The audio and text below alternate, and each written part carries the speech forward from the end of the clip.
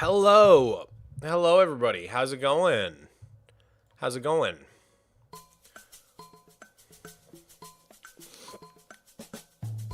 Welcome to the stream.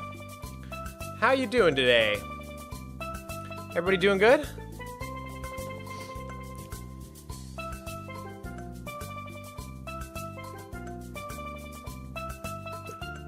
Hi, Mia Katie. Hi, Danielle and Nutella.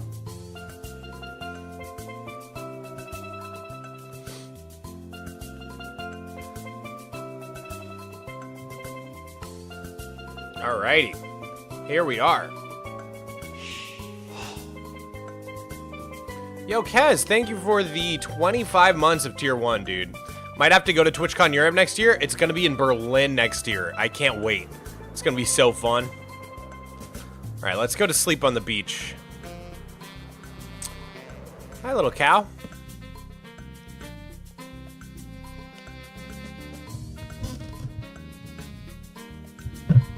Alrighty. Okay, let's see here. How y'all doing? First stream. I love Mario. Welcome to the stream, dude.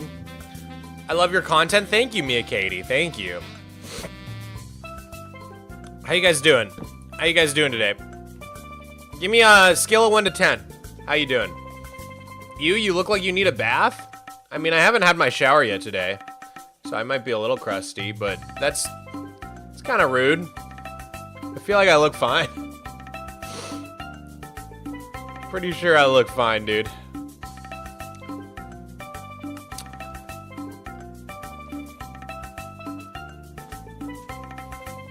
You met Mole and Soko at TwitchCon? Benjamin, it was nice meeting you, dude.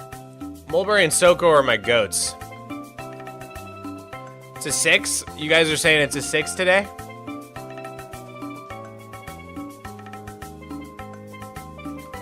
What art class did you major in? I majored in animation, specifically, was my concentration.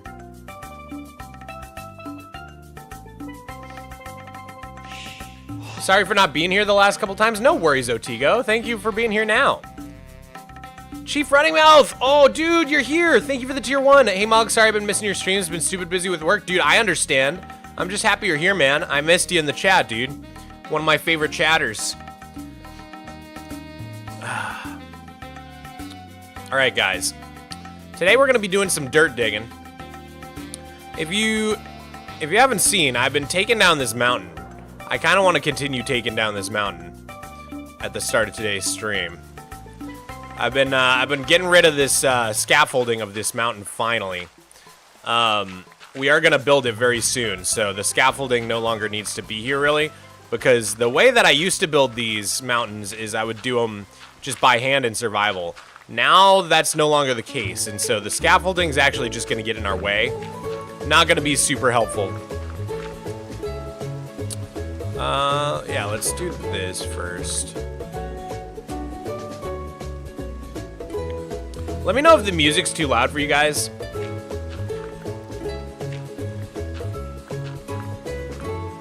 I love every time you do something, it's weird doing it, not I'm doing it. It's fantastic. I know, I just talk about my world as a we, always. I don't know when I got in the habit of doing that, but it's just something I do. I guess it is me doing it, but I don't know. You guys are here with me. You guys are along for the ride. Bro, I didn't know I had to reserve the meet and greet at TwitchCon. Hopefully you still got to see me. I walked around the TwitchCon hall quite a lot. It's a little loud? Okay, we can turn it down a little bit. Thank you for the Prime, Mr. Mooferson. Thank you so much for the Prime, dude. How's that? Music a little better now? Greetings from Finland. What's going on in Finland, man? That's better? Okay, great. Great, great. Thank you, guys. It's hard for me to tell on my end how loud the music is for you guys, so appreciate it. But yeah, TwitchCon was a lot of fun, guys. I guess we should start the story time, huh? You look like a very talented homeless banjo player. Well, thank you. It's very specific. How long has that wireframing been up for? This wireframing's been up for like 4 years. It's been up since like 2020. So we're finally taking this down. But yeah, guys, so TwitchCon. We should talk about TwitchCon. If you guys didn't know, this last weekend was TwitchCon Rotterdam, and the reason it was extra exciting was because Mojang kind of took over the convention and turned it into like basically a Minecon.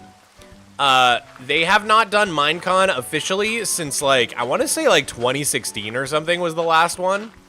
So it's been many, many years since they did like a live in-person Minecon. And it seems like Mojang was basically doing a test run to see like, should we bring this back? Is this something that we want to do again?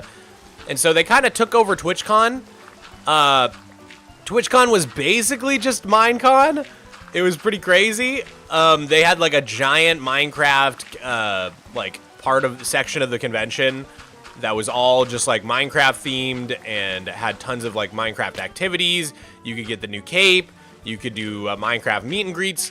And then a lot of the programming as well, a lot of the big shows, there was like MCC, there was the Crafties, there was Minecraft Live.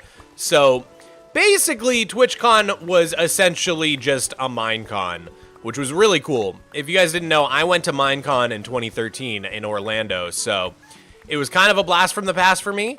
It was funny, I hung out with Doc M77 a little bit over the weekend, and I had actually met him when I was like 16 at Minecon 2013. We had met, they had shut down Universal Studios, and I met him sitting in Harry Potter land. Like, Harry Potter World had just like come out a few years earlier. So I was like I was sitting like outside of Hogwarts just talking to Doc M77 as a 16-year-old teenager. And now, you know, like 14 years later, I got to hang out with him again at TwitchCon Rotterdam. So that was really surreal. That was pretty cool. What's up, Coolman? How's it going? I got the cape. I also got the cape. I got a bunch of cape codes. Might have to do a little giveaway for you guys because I got some extra cape codes. I don't know what to do with them. I got to figure out when I got to redeem them by or what, how it works. So maybe we'll do a little giveaway for y'all. That would be kind of fun. New haircut? My hair's been short for a little while now. My hair's been short for a minute. Probably like a month. Okay. Let's kill another one of these.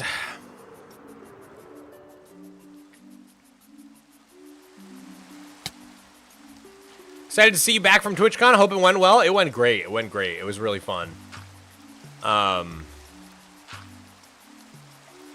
you do a 10 days video again? I definitely want to do another something like that. Do you have any good advice on how to get into a chill building community?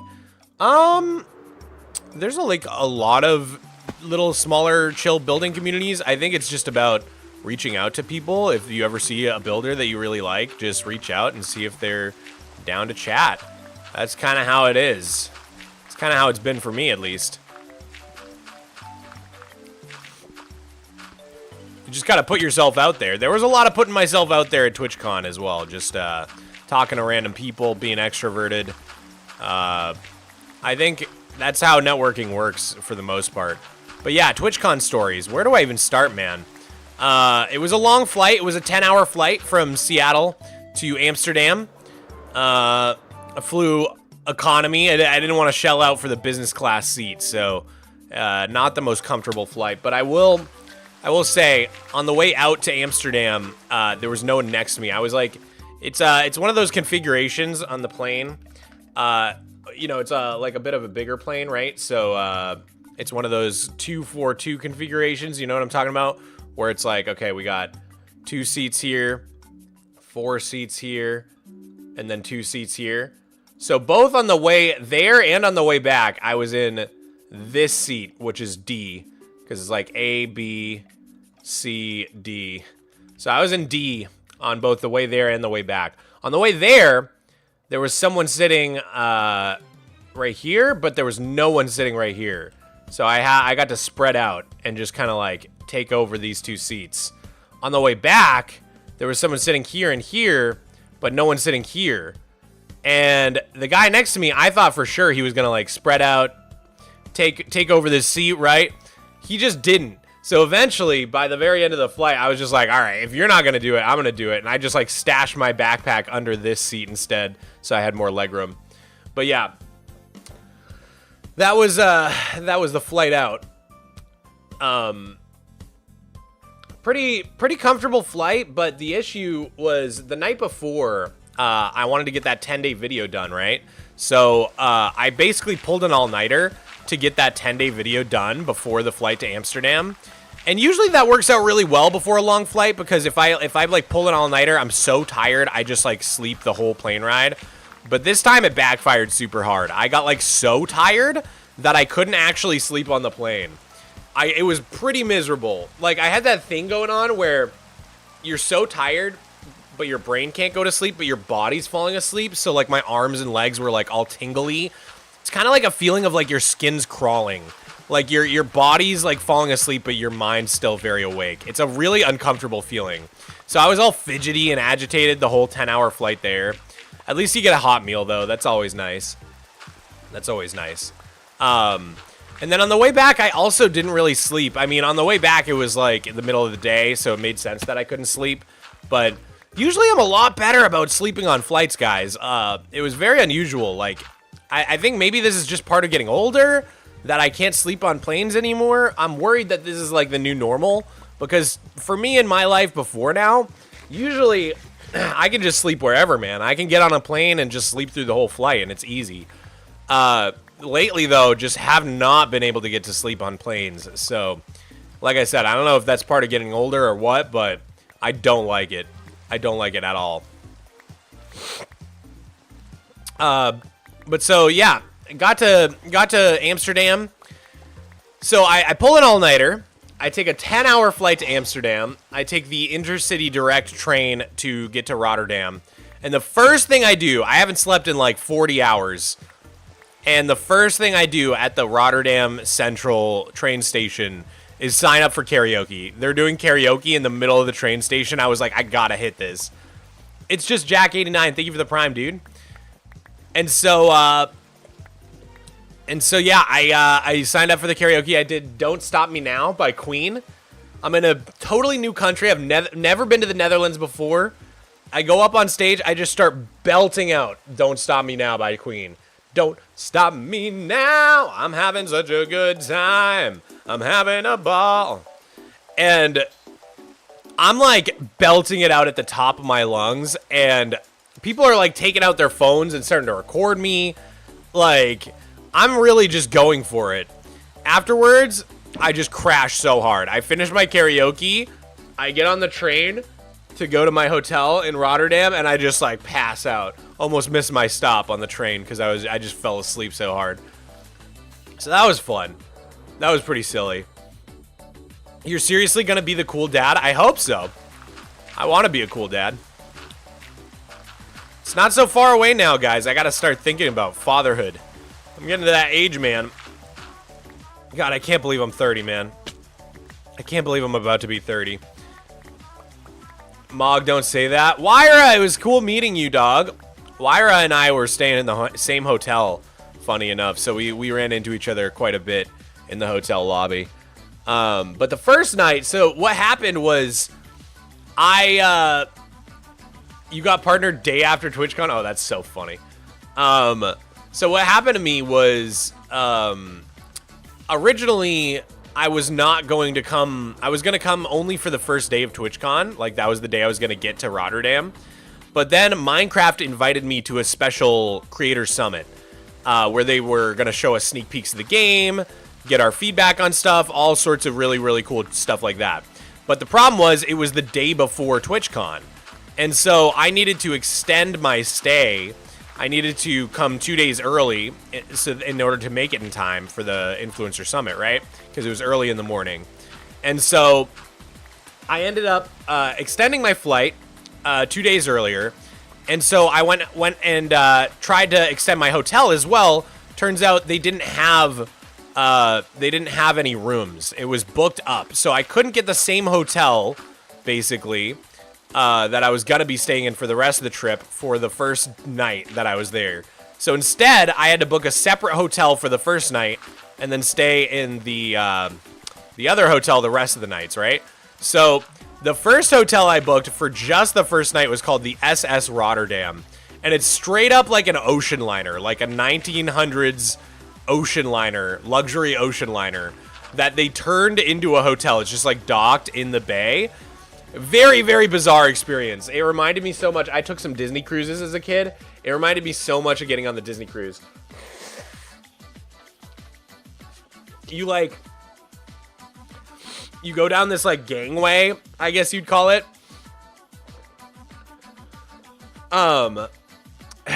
What's going on? Hey, Mog, I'm the person who did what now? I'm the person who made the straw bed model inspired by your sketch. Oh, dude, that's so awesome, Spud. Oh, yeah. Yeah, you were indeed the person. I recognize your username from the Phoenix SC Discord. I ended up making my own model for my short today about the straw bed. But we'll get to the straw bed stuff. But yeah, anyways. Stayed on an ocean liner called the SS Rotterdam for the first night of the trip, which was cool, was really cool. I got lots of cool footage of this ocean liner. A lot of cool, like, rooms with, like, really fancy mid-century modern furniture and stuff like that. The only issue was, because it's an old ocean liner, no air conditioning, no thermostats on the walls of the hotel. And, oh my god, it was hot in Rotterdam, dude. It was like 80 degrees, bro. And, I guess, like, yeah, 27 Celsius for all you freaks out there. And, my god, holy moly, I did not sleep well. I sweat the bed, dude. I legit sweat the bed. It was so bad. What's up, Soko? High of 29 Celsius. It was hot. Yeah, it was really hot. Very unseasonal for this time of year.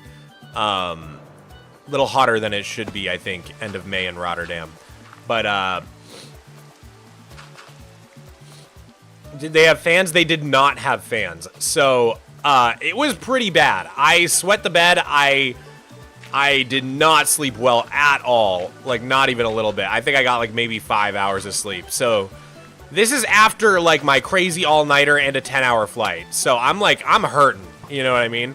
But I wake up the morning of this cruise, or the morning I stayed on this ocean liner. I wake up. I got to check out of the ocean liner. Then I have to go all the way across town to the convention center to try to pick up my badge for Twitchcon. And then go across town again, check into a new hotel, and then go across town again to this Minecraft Influencer Summit. So I'm running around like a chicken with my head cut off this morning. And so I wake up at like 7 a.m. I take a shower because I'm sweaty as hell. Then I pack up all my stuff. Never even got to like really unpack because I knew I was going to have to check out the next morning anyways. Pack up all my stuff. Make my way across town to the convention center and try to pick up my badge, right? They're like so confused when I get there. They have my wristband, but they don't have my badge. Somehow I never got my TwitchCon badge. The whole weekend, no one had my badge. They couldn't tell me what was going on. Turns out the whole weekend, I had the highest level of access at TwitchCon. I was like a purple member or something like that. I can't remember what they call it. But I was like a VIP Twitch guy. So I could make it into like the VIP lounge where like only the top dogs get invited in there. But I had no idea. So the whole weekend, I'm like chilling in the public spaces. I'm just chilling out in the open, getting swarmed by people and stuff like that. And then I find out that on the very last day of the convention that I had access to like this exclusive VIP lounge. Apparently I'm like a top dog at Twitch and I had no idea. So this partner lounge, this purple partner lounge had like free food, delicious lunches, like free shuttles to and from the convention, all these perks. Yep, I had no idea until the very last day. I went to tap into somewhere with my wristband. And instead of turning green, everybody else's were turning green. Mine turned purple. I was like, I wonder what that means. Someone goes, are you sure you're not like in the purple lounge? So I was like, I guess I'll go try. Sure enough, I just get right in. I walk right in. I'm like, are you kidding me? This whole time I've been like a VIP Twitch guy?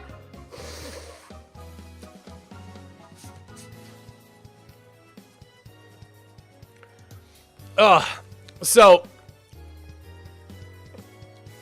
yeah. somehow the whole weekend I had like crazy access and I never even knew. But it was a big ego boost. That made me feel pretty cool that I had the purple access or whatever, because I don't even know how you get that. I think you gotta be someone important. I don't know why they decided to give it to me. But so yeah, back to that morning of the Influencer Summit, right? So like I try to pick up my badge, that fails. But I have my wristband at least. And then so after that, I have all my stuff on me. And I go to my new hotel, but it's only like 9 a.m. or it's like 8:30 at this point. So I just drop off my bags at the new hotel and then go off to this Minecraft Influencer Summit.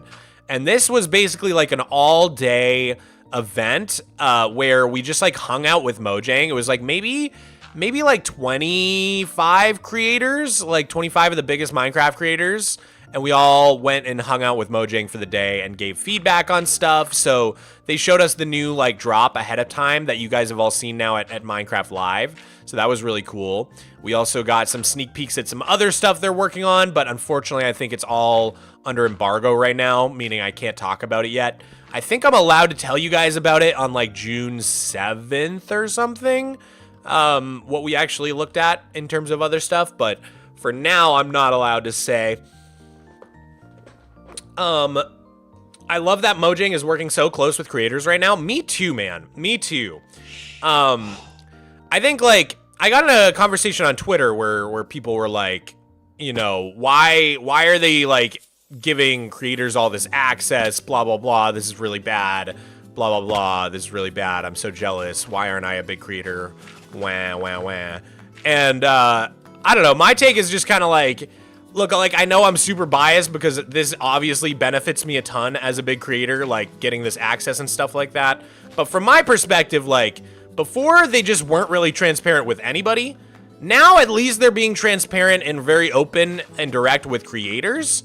And I think that's a really big step in the right direction. Now, some people are like, that's not good enough. They need to do even better than that and be just open and transparent with everybody. And it's like, I get that, and I think they're working towards that, but this is undoubtedly a step in the right direction. I think my theory is like, they got burned really bad during the whole Birch Forest, Firefly era, where they showed a lot of features ahead of time, like archaeology, Birch Forest, Fireflies. They got a little too ahead of themselves and showed stuff before it was ready to be showed. And then the community really reacted poorly to that, and they got like super burned, right? So then I think Mojang started being really cautious, only showing features that were like 100% done, only showing stuff that's like ready to go in the game, right? But the problem with that is that if they only show stuff that's 100% done, then it feels like our feedback doesn't make a difference. It feels like they don't actually care what feedback we have for any new features, because by the time they show us the features, they're already pretty much 100% done. They're ready to go into the game, right? And so I think now the pendulum is swinging back a little bit to where Mojang is starting to get a little more comfortable showing us stuff ahead of time again. But we can't burn them. We have to like let them cautiously start to show us stuff a little earlier again. Let them get comfortable again. And we have to not like punish them for this, or else they're just gonna go back into their shell, right? I'm picturing Mojang as like a wild animal, like a scared little turtle. And like if we move too fast, if we make any sudden movements, the turtle's just gonna go right back into its shell, right? But the turtle right now is starting to trust us again. It's starting to cautiously poke its head out. So if we're chill, and if we give the turtle some nice little lettuce to munch on, and we're nice to it, maybe we actually have something here. We have a chance to get this turtle out of its shell a little bit. You know what I'm saying?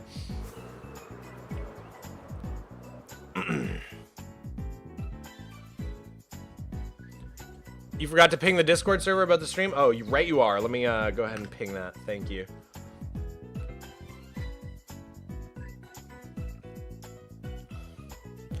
Just wanted to swing by and say thank you so much for sending your build over. Of course, Penguin. So sorry about the wait, dude. With TwitchCon and everything, I was just so discombobulated. Did not mean to make you wait for that.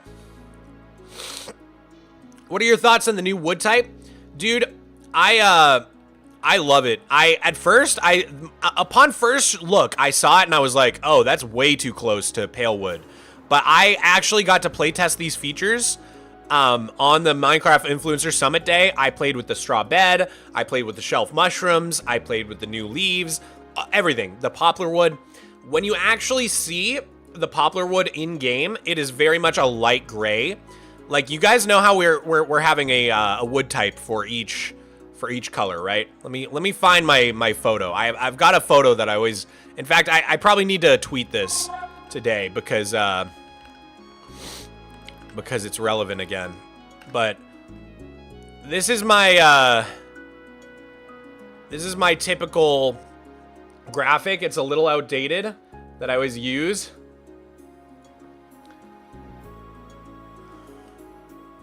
So, you know, if we go through, like, these are all the wood colors, right? We now have white, which is pale oak, and we have light gray, which is poplar. So at this point, we're really only missing the greens, dark gray, the blues, and purple. Those are the only wood colors we're missing at this point. I love the new poplar wood. The light gray works really well. In the trailer for the Minecraft Live, I think it looked really close to pale oak. I think that's partially because of vibrant visuals. In game, without vibrant visuals on, it looks very different from pale oak. Trust me. It actually looks like a totally different color. So it's much more of a light gray. Trust me, trust me. So I actually think it's a goated wood color. Poplar is going to be really, really awesome. How was your meet and greet? The meet and greet was amazing. I'm still getting there. I'm gonna go through the whole weekend chronologically if I can. So yeah, on the Minecraft Influencer Summit, we gave feedback on all the new features, the poplar wood. I mean, by the way, this update's a dream come true for me. I've wanted an autumn biome update for so long, and the way they're doing it is so cool. I was always thinking, like, it would be a slow trickle, like we'd get orange wood, like we'd get a tree with orange leaves, then we'd get a tree with red leaves, then we'd get a tree with yellow leaves, like, spread out. The fact that it's one tree with 3 different leaf colors is really, really, really cool. I love the way they're doing that.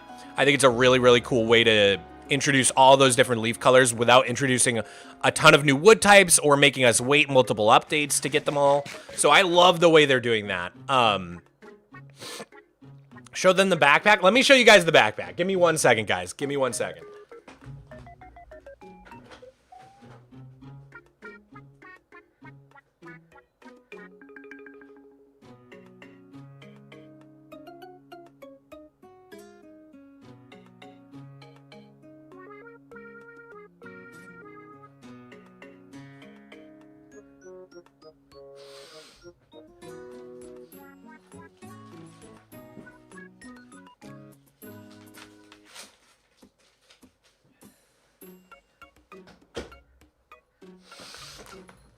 Hi, Miko.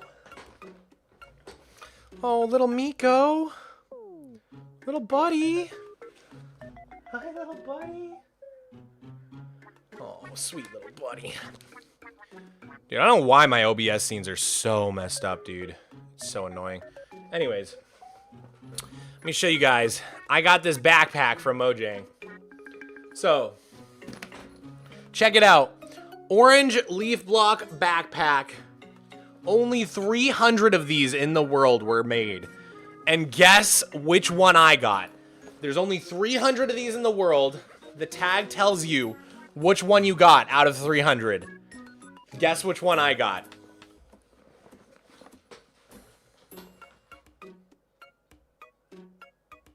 I got 6-7. I got the 67th.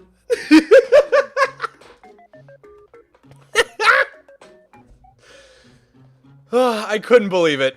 I literally could not believe it. I'll prove it. You guys are saying no. I'll literally prove it.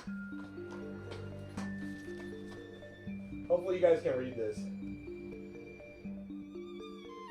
67 out of 300. How crazy is that? How wild is that, dude? Pretty insane. Pretty insane. So, So the thing about the autumn biome update was the morning of the Influencer Summit, I literally predicted that it would be orange leaves because one of the Mojang employees was wearing the backpack. And I'm looking at it, and it's like, okay, I know Mojang, it wouldn't just be a random abstract design, and I know it's not something already in the game.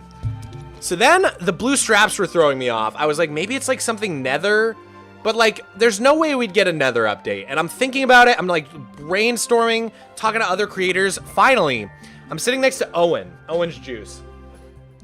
And I have like a brain blast moment. I'm like, wait a minute. If there's no transparency on the leaves, it could be a leaf block. So I turned to Owen, I'm like, I think it's orange leaves. I think it's a leaf block. Sure enough, Mojang goes to show us all the new features and they introduce the new autumn biome. I pop off, like in front of all of the Mojang employees. Like Agnes is the one showing us. I pop off. I'm like, I knew it. And they're like, how did you guess it? And I'm like, Anthony's backpack. And then I think I got Anthony in trouble because like, I don't think they expected anybody to guess it based on the backpack alone. Talk about your Indian audience. Do you know you're so famous here? Am I really? Am I really actually famous in India? That's crazy. Gwendolyn Bakes, thank you for the tier 1. Sorry, I missed that. Are you going to be able to get the new wood type and leaves? What do you think about it? When I play tested, I tried to get the new sapling from Wandy T and I couldn't get it. Now, I'm a little worried about that, but it would be really unusual for Wandy T not to get the new sapling, so I'm hoping it was just something they forgot. But one thing he did have was, I believe, the new shelf mushrooms. So that's really cool. Wandy T sells the new shelf mushrooms. I don't think he sells the new red shrub, which is the other new plant that they added. So you know how there's like bushes in the game now? They added like a red shrub, which is like a red version of the bush. And I don't think Wandy T sells that, but he did sell the shelf mushrooms, and I'm expecting that he'll probably sell the sapling, even though I couldn't get him to sell it to me. Either I was just getting extremely unlucky, or they just forgot, and they'll add it eventually. Which I think it's probably the latter. I'm pretty sure they probably just forgot to add it, and they'll add it in. It would be very, very odd for him not to sell the sapling, because that would be the only sapling other than bamboo that he doesn't sell. And bamboo is more of an exception. Like, he even sells the propagule, so I think he would probably sell the new sapling. But yeah, playtesting it was super fun. The straw beds are amazing. If you didn't see my new short about them, check it out. So basically, what happened was Mojang wanted to show us the straw beds, but they're not sure if the straw beds will actually go in the 26.3 update, which is the one with this autumn biome.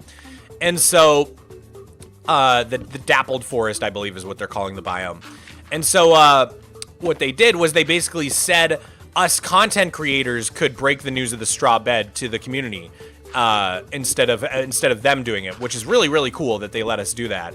The only issue was they only gave us one really, really blurry photo of us looking at a projector screen as proof that the straw bed is real. And so I knew that that wouldn't be the best way to introduce the bed to the community. Like, people need like a visual, right?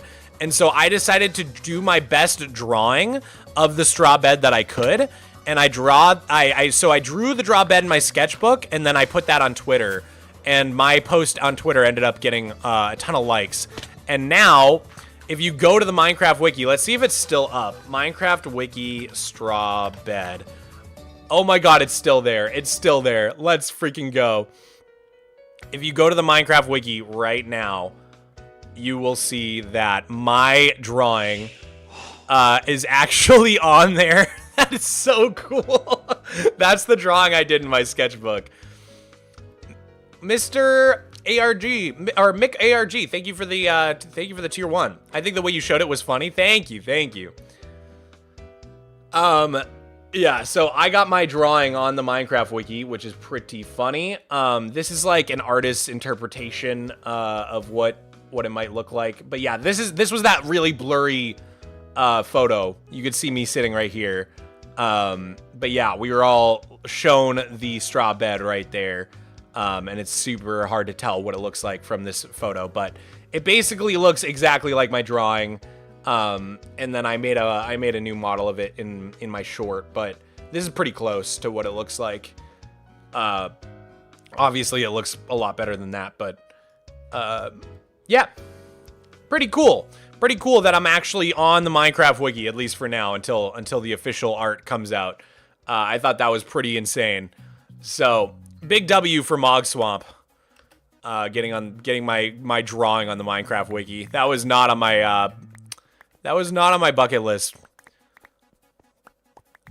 It's so cool you're on the Minecraft wiki. I agree. I think it's sick. They grow up so fast. I know, right? And then, yeah, other things coming in the new update. We're getting wool slabs and stairs. That's amazing. Really, really excited for some of the new colors. One thing that I've been thinking about, guys, is dark gray wool slabs and stairs are going to be so great for super flat. Last night, I was working on a little building in creative mode. Let me show you guys what I was working on. One of the things that's really tough about Superflat is Deep Slate and Tough are both really rare in Superflat. And so whenever I want to do a roof that's not black but has like a dark gray, it's really hard because I don't really want to use up my Deep Slate or my Tough very often. And so one thing that I'm really excited to try is using the dark gray wool here with the stairs and slabs. Like, we could add dark gray wool stairs onto this roof now, and I think it would look really, really cool. This is the house I was working on last night. I was just working on a new house over here behind the greenhouse and stuff like that. So I was just designing another house. Hi, Eric. How are you? I'm good. How are you? This username was taken. Thank you for the 10. Appreciate the 10. But yeah, I was working on this this new little house, little medieval structure here.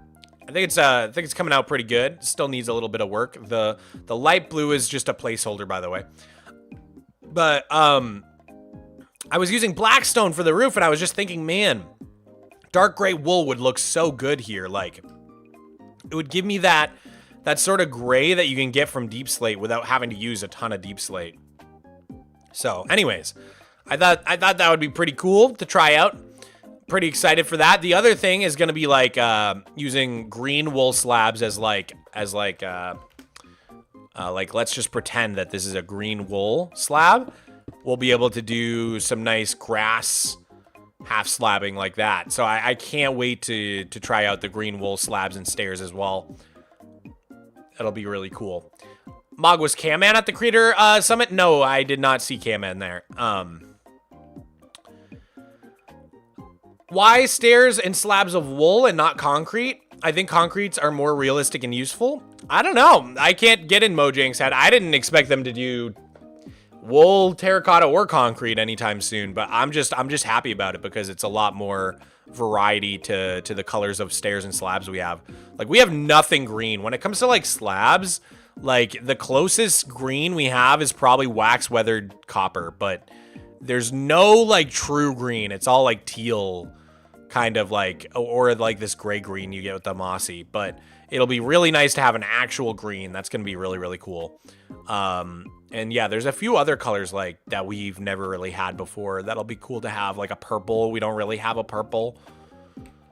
So all the new stairs and slabs are going to be super fun to mess with. We still have like no purple blocks. Well, we have purple slabs and stairs now, Crafty.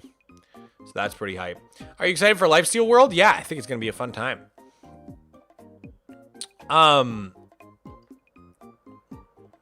Oh my goodness, I should probably sleep.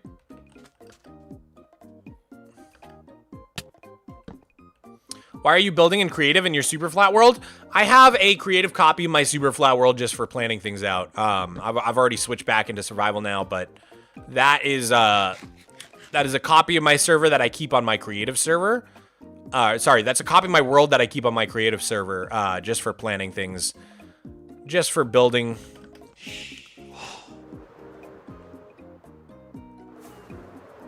All right, I think I'm gonna go ahead and destroy this little bit here as well.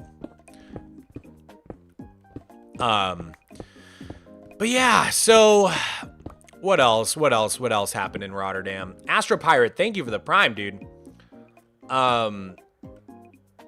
I kind of like the idea of biome-specific wandering traders. Ooh, that would be interesting. That would be very interesting. I have not checked out the die machine you sent yet, Cap, just because I was traveling and stuff. I'll have to check it out. You should bump me on that today. But yeah, so Influencer Summit was awesome. Let's see. Is there anything else I can tell you about?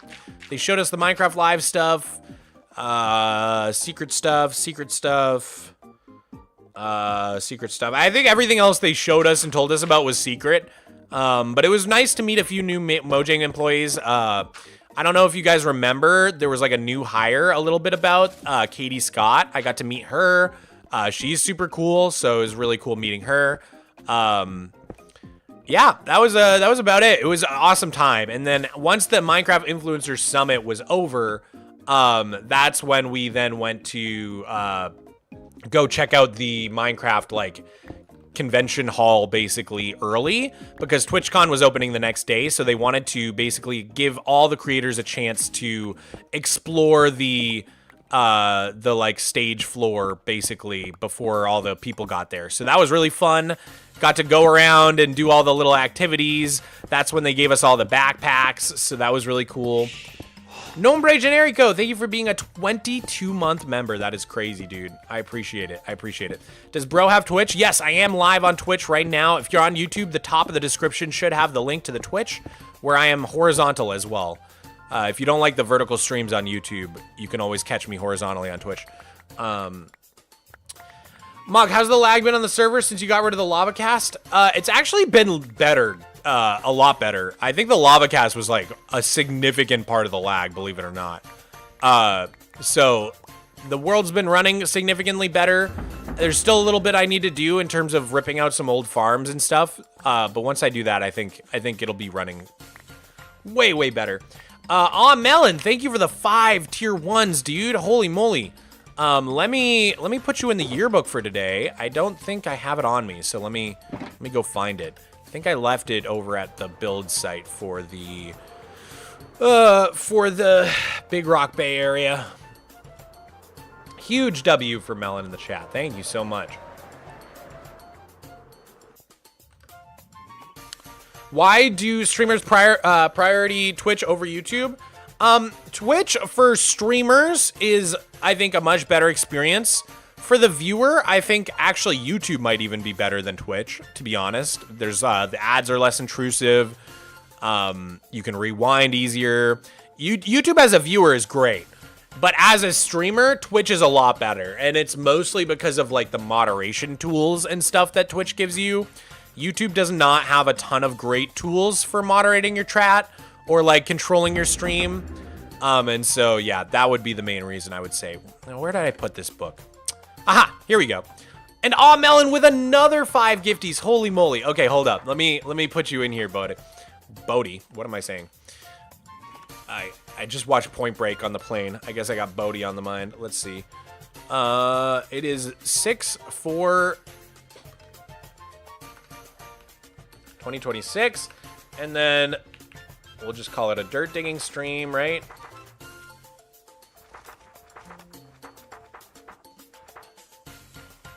Dirt digging stream.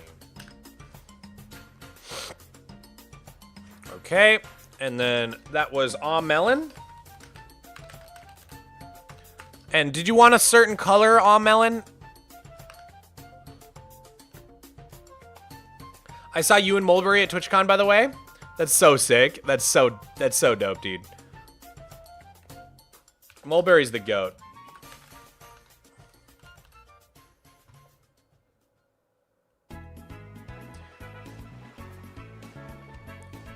Nah.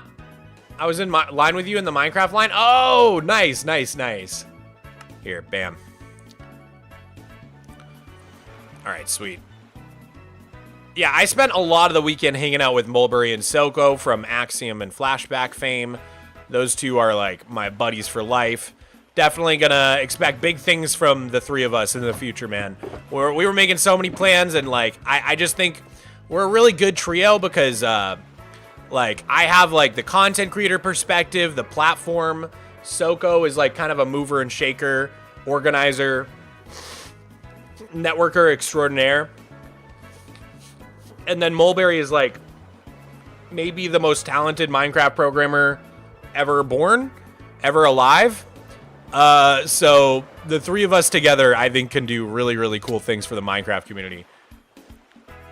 Nothing beats a 3 a.m. think sesh. No, for real. Do you have a redo for Salacia already planned? Not yet, not yet. Just a lot of ideas, but nothing actually planned out in creative mode yet. All right, let's see here. Full.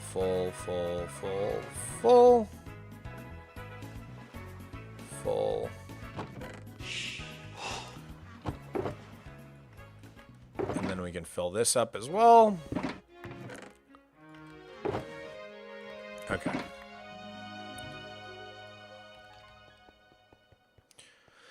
Dude, by the way, guys, the storage room. Deansy, thank you for the Prime. And Rowan, thank you for the tier 1. Dude, thank you so much. The new update looks pretty sick, low-key. Oh, dude, I think this is the drop I'm the most excited about. This drop has me so pumped, man. It's such a good drop. Like, the new structure looks sick. The shelf mushrooms are sick. The red bushes are sick. The new biome in general is sick. The new wood is sick. The fact that we're getting like all the wool stairs and slabs, like it's just a sick drop. The straw bed's really cool. I think it's definitely the best reveal of a drop we've had so far. And if they add even more on top of that, then it'll probably end up being the best drop so far, in my opinion. But that's just like my opinion, you know? Yeah, life with this new storage room, by the way, guys. This new storage room has changed my life. It's so amazing. It's so awesome. It's so goated. Real quick, I am going to dump a bunch more stuff in a shulker box just so we can fit it all in this chest. But basically, like, this is my new life now. Like, instead of just, like, having to do stuff with all this junk, I just throw it all in a giant shulker like this, and then I just throw the shulker in here and we're done. Like, this will all just get sorted everywhere. Everything will get sorted where it needs to go. It is genuinely life-changing. I know, like, it's like fancy talk to be like, oh, I'm gonna change my world forever in just 10 days like I did in my last video, but I actually think we might have done it. I actually think we might have pulled it off because we picked the one thing that would have the most impact on my day-to-day life in this world, which is this storage room. Like, already, it is changing the way I play in my world. It's crazy. It's crazy. Mog, do you have a donation page since Twitch takes a lot of the cut? I believe I do. If you just do donate, it'll bring up my Streamlabs tip page. And on there, like 95% of the money goes to me, directly to me, so you don't have to worry about Twitch taking a cut. Thank you for asking about that. Are you single? I am not single. I've been with my girlfriend for about 4 years.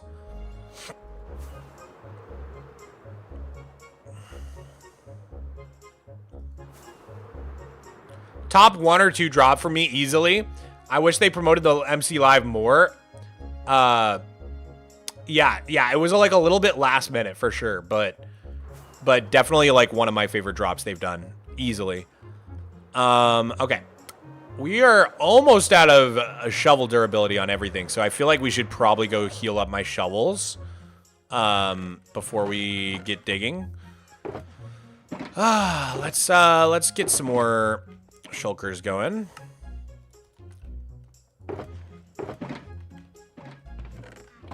So yeah, Influencer Summit was sick. I went, explored the Minecraft like hall. I've got so many cool videos and stuff to show you guys. I don't know if I'll show you this stream or not, but yeah, very cool stuff. What did I do that night? Oh yeah, then it was like time for the Twitch, like Twitch partner party. But honestly, that was kind of lame. Like, I hung out with, like, Ollie and Elle for a little bit. But it was kind of a weird vibe, so I left the Twitch partner party, and then that's when I went to go meet up with Mulberry and Soko. Oh,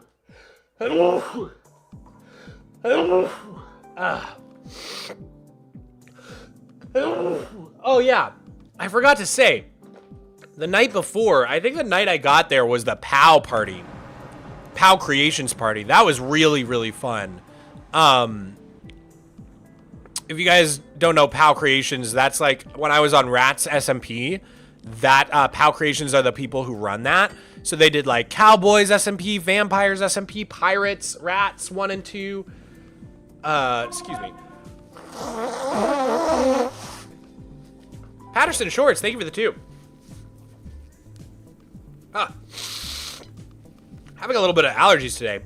I think just the pollen is out. I remember you saying you wanted to build an autumn biome, so I assume this will be great for you. No, I'm so excited about the autumn biome, dude. Oh my god, I'm so pumped. Yeah, the POW Creations party was amazing. We were on like this boat that was also a lighthouse. It was a lighthouse boat, and everybody was there. Like, dude, the weirdest part was like the CEO of Twitch was just chilling with all of us Minecraft creators. I was like, why are you here, bro? What is going on? It was very strange. But yeah, great time, great party, had a blast. Where am I going?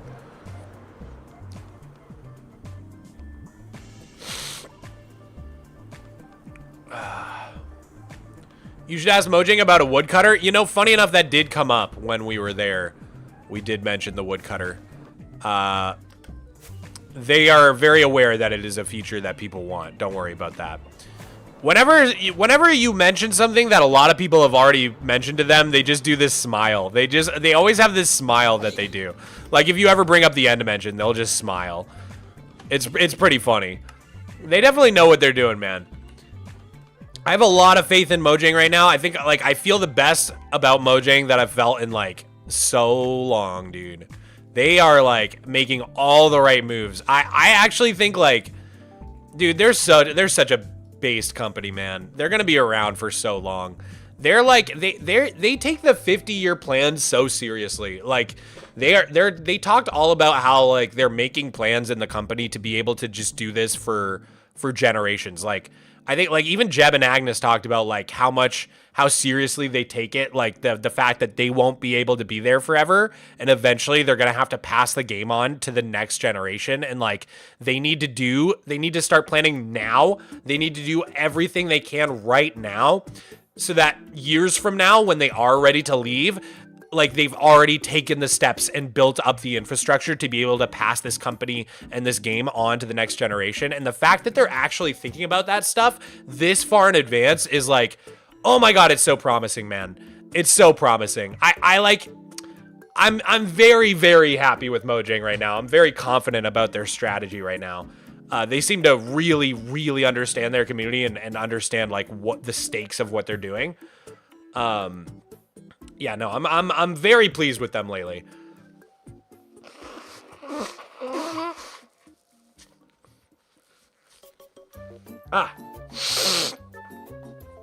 So then the next day after the Influencer Summit was Twitchcon day 1. And so that was the day that there was like the big mid-offs thing. Tubbo and Corey Way ran this giant mid-offs live competition. I watched a lot of that. That was super duper fun. I also had my meet and greet, so that was exciting. Got to meet so many cool people, take so many pictures. Unfortunately, my meet and greet did get shuffled. The time and the place got changed, and so I was worried a lot of people who wanted to see me actually missed it and like got confused. And sure enough, the next day, a lot of people did find me around the con who were like, hey, I tried to catch you at the meet and greet, but I couldn't catch you yesterday, so I'm glad I saw you now. But it seemed like most of the people who wanted to meet me got to meet me, hopefully, for the most part. Yeah, I was there. That was confusing. Yeah, it was a little bit unfortunate, but it was because some of the other creators, their meet and greets were going long, And then some people had like a hard stop, and I didn't, so we got shuffled around. But for the most part, I think I met everybody who wanted to meet me, and I got some really cool gifts that some of them are behind me in my little setup now. So if you gifted me a little something, it's probably sitting behind me somewhere. Sir Birdie, thank you for the tier 1. Will you stream Dungeons 2 when it comes out? Yeah, I'm sure I will do a little bit of Dungeons 2 on stream.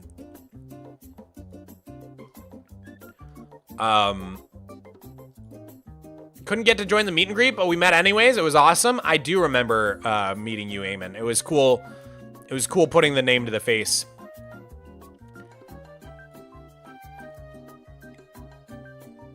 Very, very cool. So yeah, day 1 was really fun. They then did the Minecraft Live, the live show, and it was really cool. There were like reserved seats up front, so I got to sit with all the Mojang employees and feel really cool and important. So that was pretty fun. It was really cool also the next day when they did the Crafties award show. Like seeing everybody get recognized was really, really special. Let's see. And now I want to win a Crafty, dude. I want to win a Crafty. Do you guys think I could get a Crafty for having a 15-year-old world next year? Maybe when my world turns 15, they'll give me a Crafty. You should play an MCC someday. So, I definitely want to play an MCC again. I have multiple times before. I even played an MCC live at Twitchcon San Diego 2 years ago. For Rotterdam, though, I think they were heavily prioritizing European creators because obviously it's in Rotterdam. So I was totally fine with sitting that one out just to give more European creators a chance to play. But definitely in San Diego, I'm going to try to get on the roster. We'll see. We'll see.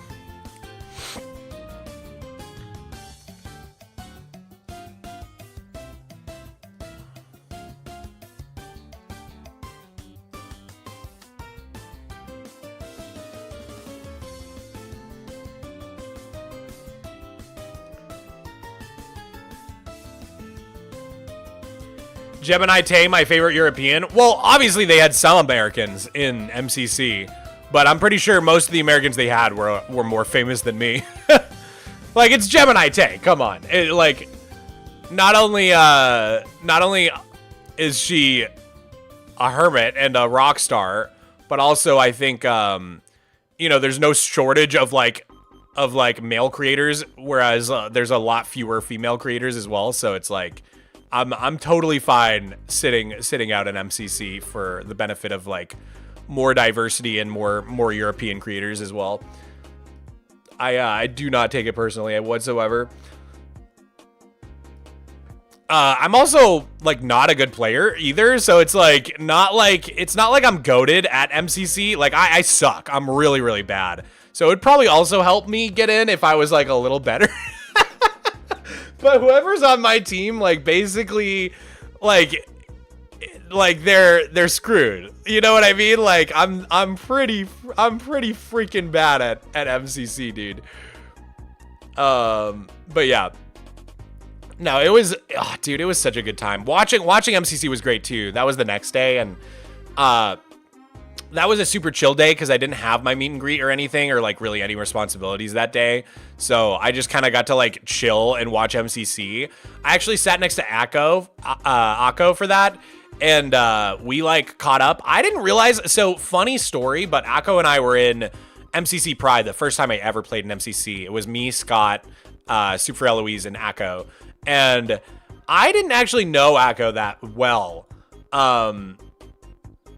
But turns out Akko's like chill as hell, like crazy cool. So we like super bonded. And I'm really hoping that Akko's like really cool and just like travels the world for a living full time. And so I'm really hoping that at some point in the future, Akko will be pulling through the Pacific Northwest and we'll get the chance to hang out IRL. I told Akko I can stay at my house whenever, so. Akko might be the most drippy streamer / YouTuber around. Crazy drip. Crazy amounts of drip. You're so right.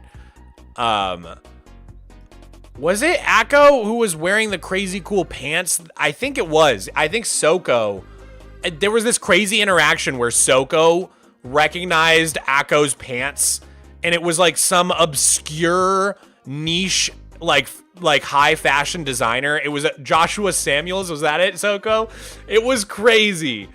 Soko's just like, are those Joshua Samuels? And Akko's face was like, oh, he straight up pogged. He pogged like crazy when someone knew Joshua Samuels. I'm not cool enough to know these things, but it seemed like it was a really funny interaction. Do.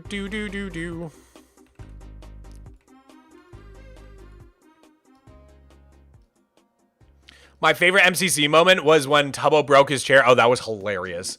That was hilarious. But yeah, right after MCC was when I realized I had access to the Twitch Purple Lounge, because then I went upstairs and all the MCC people were going in there, and I was like, I might as well just try to tap in, and I just got right in. And I was like, are you kidding me right now? And then after that night was when we all went out and like had so much fun. I hung out with the Hermits and like all those friends all night. It was a great time. So guys, turns out me and Rendog are like the best of friends. Autistic Echo, thank you for the 2. Where'd you get the hoodie Mog? We all want it. Cool, very cool, or cool shirts with a Z. Did this really cool collab with Minecraft. I believe they are restocking this hoodie at some point, so check it out. But yeah, just look up Minecraft X very cool, or cool shirts with a Z. But yeah, hung out with all the Hermits all night after MCC. Was so fun. Was Mumbo Jumbo there? I did not see Mumbo Jumbo, but all the Hermits I saw Gem, Pearl, Zombie Cleo, Falsey, Doc, Rendog, I already said Gem, right? I already said Green. I don't know. There was a bunch of them there. Really, really fun getting to know Pearl a little better. I didn't realize Pearl and I are like, our birthdays are like 2 weeks apart. She's also like, I hope this is public info. I hope I'm not revealing this to the world. I'm pretty sure it's public info. But she's also like turning 30, like right now, like this month. So that's crazy. I didn't realize Pearl and I are like the exact same age. So we were just like bonding about the trials and tribulations of turning 30. That was really fun. Pearl's super chill to hang out with. I was really glad to have a like extended talk with Pearl, because like we've hung out a bunch of times and we get along really well, but I've never gotten a chance to just sit down and talk for like an hour, which was that was really fun. And then yeah, me and Rendog guys, like we're considering straight up starting a podcast. I don't know what happened, but just Rendog and we just discovered that we can talk to each other infinitely, and we have like the most chemistry, and it's pretty crazy. We can just talk forever. And so he was like, we got to do something with this man. I would listen so much to that. Two White Men with Beards podcast? Hell yeah. Ren Mog.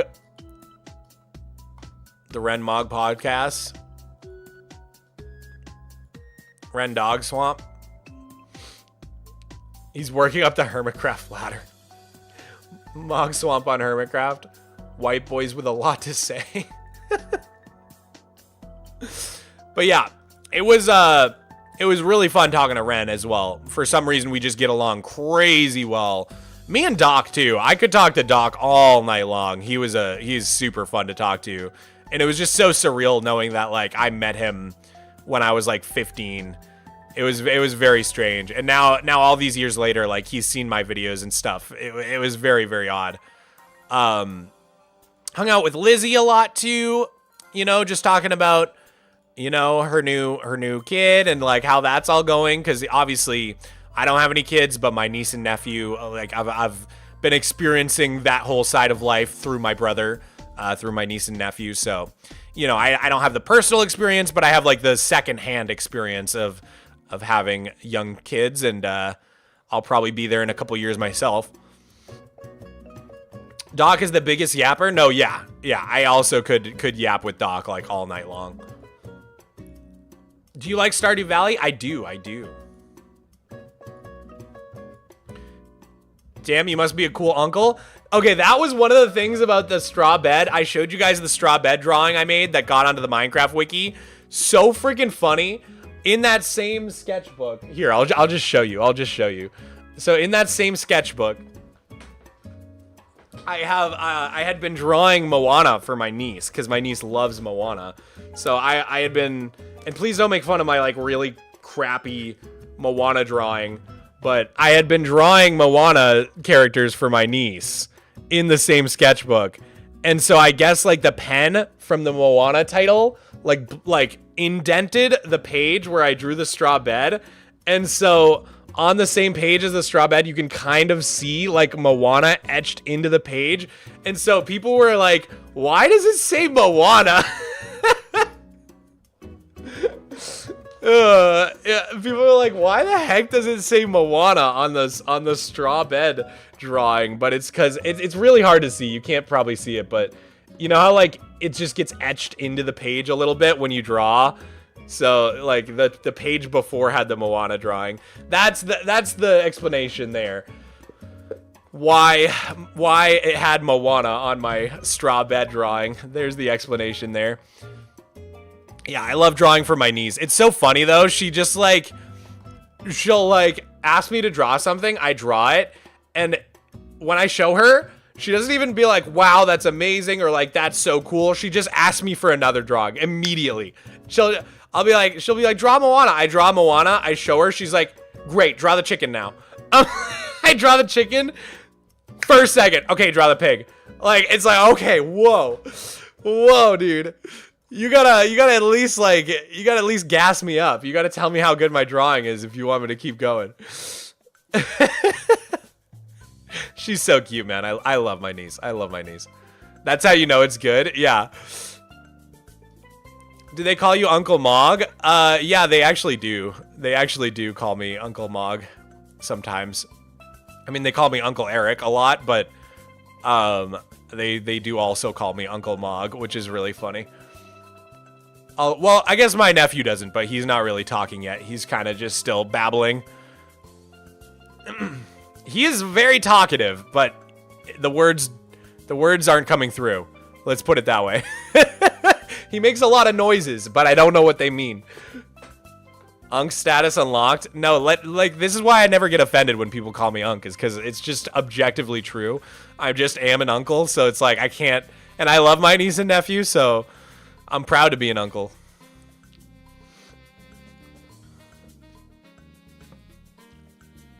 Did you get any info on the Minecraft movie Squared at TwitchCon?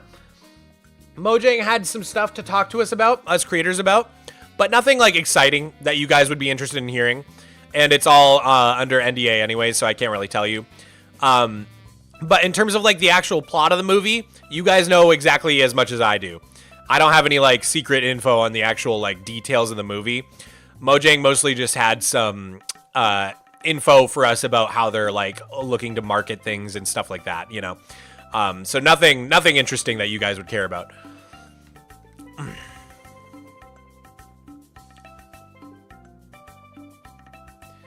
It's funny, whenever I had to get your attention and cut through the noise at TwitchCon, I just yell Eric and you'd respond immediately. Yeah, because everybody just like, everybody's calling me Mog, so the Eric super stands out.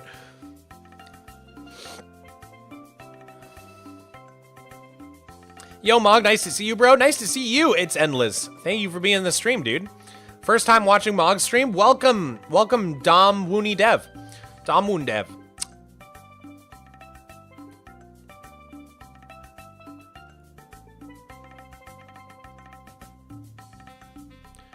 Alrighty. How close are we? Like, got half of these fixed? Takes so long to heal these dang shovels. Autistic Echo, thank you for the 5. One more question, and then I gotta bounce. Do you plan on watching the new TADC movie coming out? Also love your art. I plan on going to SCAD. What is TADC?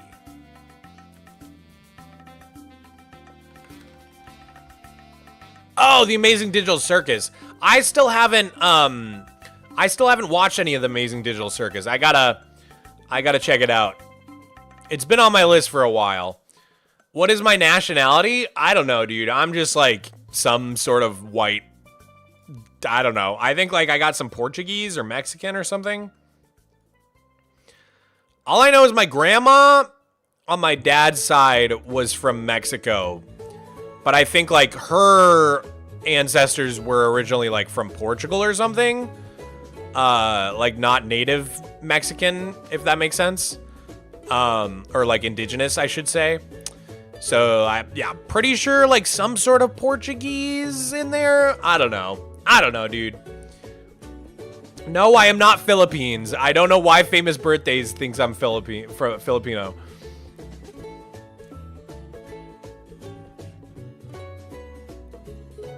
Does Cool Shirts have sales for the hoodies and stuff? Probably not. They're in such high demand that I doubt they're gonna lower the price.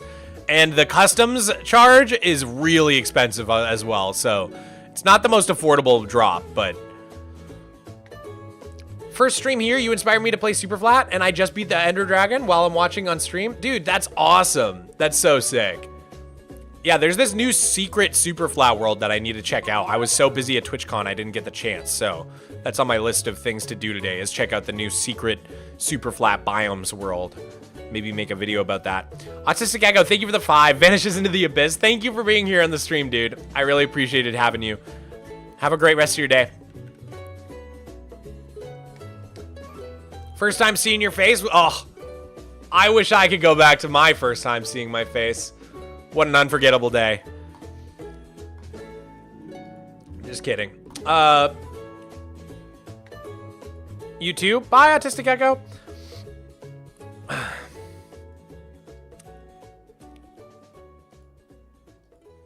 But yeah, any other TwitchCon stories? What are some other TwitchCon stories I have? Gosh.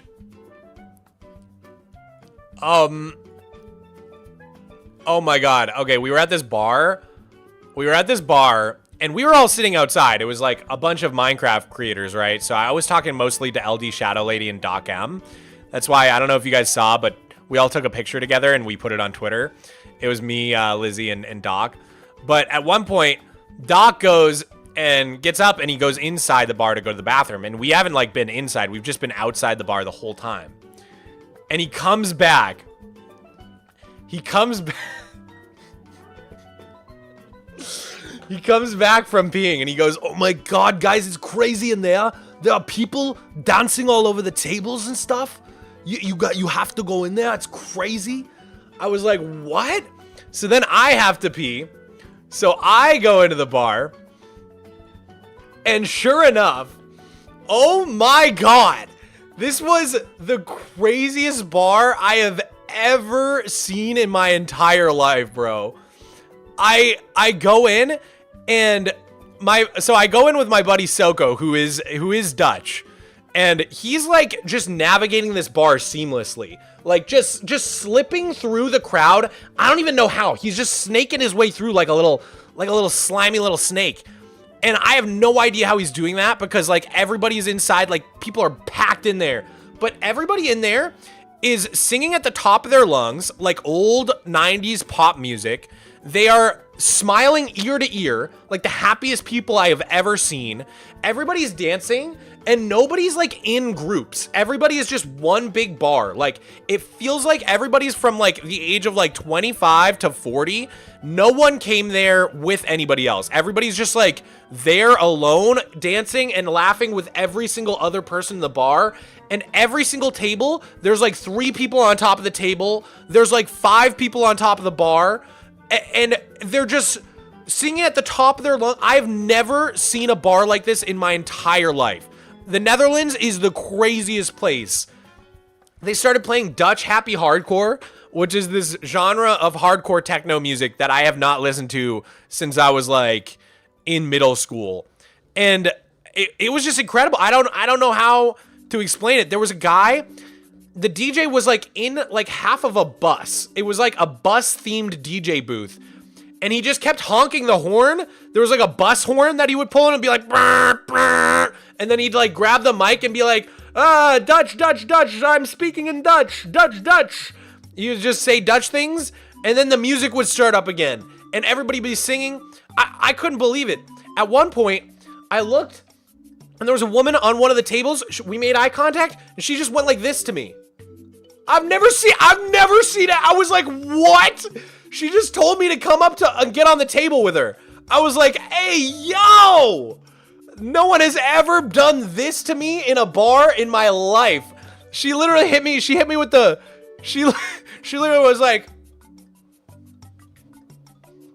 I was like, I gotta get back out. I'm so sorry. I'm here to play Minecraft. I think there's been a huge mistake. I would panic. No, I did panic. I was like, what? Dude, oh my God, that was crazy. That was so awesome.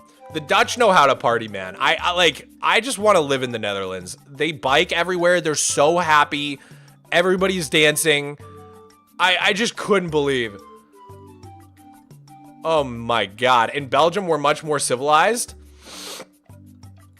Oh man. Yeah, that Dutch bar was insane. I knew as soon as Doc went to the bathroom and came back, it's crazy in them, man. They are dancing on the tables. It's a wild vibe.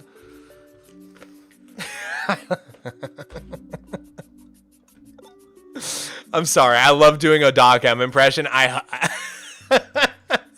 I just love his voice. He's got the best voice ever, man.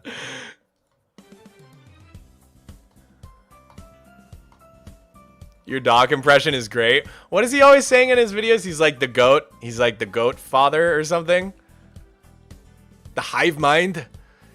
It's me and the hive mind, you know? Me and little Doki. Doki? How does he say it? Is that what he calls his kid? Doki, I think? Anyways, Doc was super cool, man. Doc was a really cool guy. So surreal seeing, like, I don't know why I'm stuck on this. It's just, like, so surreal seeing someone again, like, 15 years later like that. Like, he probably doesn't really remember meeting me all that well. It was funny. He did remember, like, being in Hogwarts and stuff like that. But I doubt he remembered, like, meeting me specifically or anything. But it's just something surreal about, like, seeing someone with that huge gap of time and, like, so much has changed in the meantime. And he's still just making the Minecraft videos, too. Like... Dude, a lot of the OG Hermit guys are like my heroes for that reason. Because like I really do want to be doing this for like 10, 15 years minimum. So the fact that they've been able to do it that long is so inspiring to me. Like Etho, Doc, you know, all those guys who were just still around after all this time. Vintage Beef, you know. They've all been going for like, B-Dubs is another one. They've all been going for like literally 15 years. It's so inspiring to me, man. It's why when I first got this job, B-Dubs was one of the first guys I reached out to. And I was just kind of like, dude, like, how have you done this for so long? Like, what is the secret? Like, I kind of just told him, like, I really want to do this for like as long as I possibly can. I'm not here for like, I don't want to like do this for a couple years and then move on to something else. Like, I want to be doing Minecraft videos for like a decade plus. Like I want a career out of this. Like how do you do it? And he gave me such good advice, but I just have a ton of respect for those guys cuz like to do it and Lizzie too because that was the other person I was talking to that night for most of the night was Lizzie. And like her too, man. She's just been going since she was like a high schooler, you know what I mean? And now she's got a kid and it's like the whole thing's there like up on YouTube, the whole journey. I don't know. It's very, very inspiring to me. What was cool to me was that I've also been making videos on my channel since 2012, but to me, it like doesn't count because like I wasn't a big YouTuber back then. I only became a big YouTuber in 2022. So to me, only the last 4 years count, even though I've been doing it since 2012. But when I talk to other creators like Doc, for example, to them, the fact that I was doing it the whole time still counts. It doesn't matter that I wasn't. In fact, it's almost more impressive to them that I wasn't a big YouTuber because I stuck with it, you know? Like that was cool for me to like hear because to them, they give me the same respect for doing it for that long of a time that they give to like themselves or their peers. When from my point of view, because I wasn't doing it full time for 10 years and it was just a hobby, like it's not the same. But from their perspective, like Doc was saying, like, nah, man, it's like it's the same. Like it's just as meaningful. That was cool to hear. That was really cool to hear. Because I don't necessarily like think of myself as like an OG. But I guess I kind of am. I just like wasn't well known back then. Technically, it was 2007 you started. I mean, that's true. That's true. My first YouTube channel was all the way back in 07. If I recall correct, she even found her husband from content creator. No, I think Lizzie and Joel, there's like videos of them dating in high school, like on YouTube. It's so crazy that, like, that's kind of what I was saying. Like the whole journey is documented on her YouTube channel. The whole last 15 years of her life. It's crazy. Very, very crazy.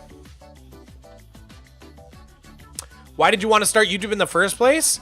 I don't know, man. I just always, from the very beginning, it appealed to me so much. I mean, I always wanted to make movies as a kid, and then I found out about YouTube, and it was like, you know, why go through that whole long process of like Hollywood when you can just make whatever you want and put it out there on the internet, and it could be seen by millions of people. And like, even before YouTube was a job, I always wanted to be a YouTuber. Always. Like, ever since Smosh, Fred, like those first big channels that started popping off, Ryan Higa, like I knew I wanted to be one of them. Even before they were like making money doing it, I just knew that was exactly what I wanted to be doing with my time, with my life. I've been a massive fan of YouTube since the very beginning, man. I found YouTube in 2006, uploaded my first video in February 07. I would say like most other social medias for me are just like, they're just websites, but YouTube's different. Like, YouTube has always meant more to me than any other. It's not just like some social media site to me. It's like, I genuinely like care about YouTube as a platform in a deep, deep way that like, I don't feel that way about any other website really. So it's definitely, I've got like definitely a unique relationship with YouTube. Like, even if it wasn't a job, I put it above any other website on the internet. It's just like, it's always meant a lot to me in that way.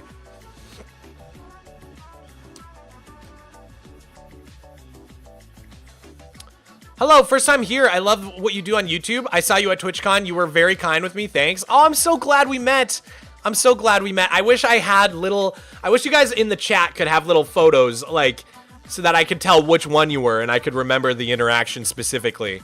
But I'm sure you were lovely. Everybody I met was so nice, and I didn't even have a single bad interaction during my meet and greet.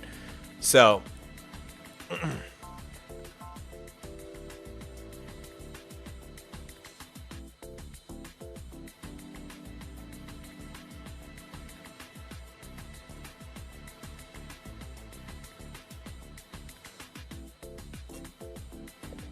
you were very nice too. You made my day. Thanks. Oh, really? Meeting you guys made my day. It really did. I would say the meet and greet was the thing I was most excited for about the whole trip, and it was one of my big high points. Big high point for me. It's just like, I don't know, dude. You can't really describe how impactful it is. Like, when you're a creator, eventually the numbers on your screen, they're just numbers, man. And it's so hard to tangibly grasp the impact your videos are having, or the fact that each of these numbers represents a human with dreams and goals and a whole life. They could be living in a whole different country, studying to become a doctor, whatever it is, you know what I mean? I have no idea what these people are up to in their lives. Everybody is on their own path. They have their own hopes and dreams. They're in all different corners of the world. And it's just so eye-opening to be able to get a little bit of a taste of that, instead of just constantly seeing the numbers, the cold, faceless, personality-less numbers on my analytics screen on YouTube, you know what I mean? Actually seeing the tangible people behind some of these numbers is so unbelievably impactful. It's like, holy moly, like every single one of those views or comments, like, there's a real person behind there. There's like an actual real person, again, with different aspirations, a different life that they're out there living, and it's just like really cool. Makes you feel so connected to the world, and like, I don't know, just a really good experience. Helps you stay grounded for sure. Not sure how much time you spent there, but what did you think of Amsterdam compared to Rotterdam? Unfortunately, I did not see Amsterdam at all. I only really saw Rotterdam, but I loved Rotterdam. I thought Rotterdam was so sick, so I can only imagine how crazy cool the rest of the Netherlands is, because from what I hear, Rotterdam's like isn't even Rotterdam isn't even like the coolest part of the Netherlands, not even close. So if that's true, then like, oh my god, I gotta go to the rest of the Netherlands. I really want to go to Utrecht. Utrecht. I don't know. I'm Dutch and Rotterdam is not that special. You don't understand. To an American, it is, man. Like, everything's so different about the way that your country functions. Like, I don't know. America's so car dependent, and the lifestyle in Europe is so unbelievably different from the lifestyle in America. Like, in America, it's not a joke. Like, you get into your car to do anything. If I need groceries, I get into the car. If I need coffee, I get into the car. There's literally one place I can walk to from my house, and it's like a 7-Eleven kind of like situation. You know what I mean? Like a like little convenience store, but you couldn't like actually get groceries there, and it's not even a good walk. Like it would take like 15 minutes. You know what I mean? So like, I can't tell you how different Europe is in that way to the US. It's so insane, dude. Like, everything in my life is a car ride away. And in Europe, you can do anything on foot. You never, ever need to get in a car. Unless it's, like, past 1 a.m. and the subway's closed. Have you ever been to Edinburgh? No, I have not been to Scotland at all.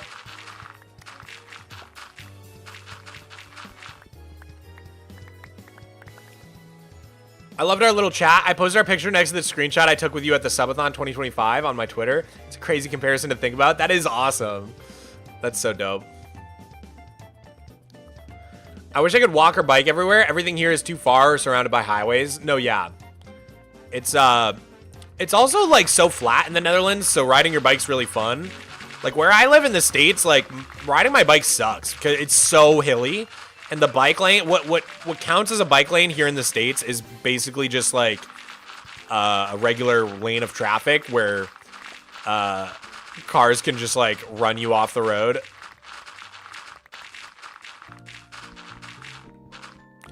So yeah, I don't know. The European lifestyle, it is hard to overestimate how insane it is to an American from an American point of view. And so like, one thing I heard a lot while I was in Rotterdam was like, oh, this is like the most car-centric city in the Netherlands.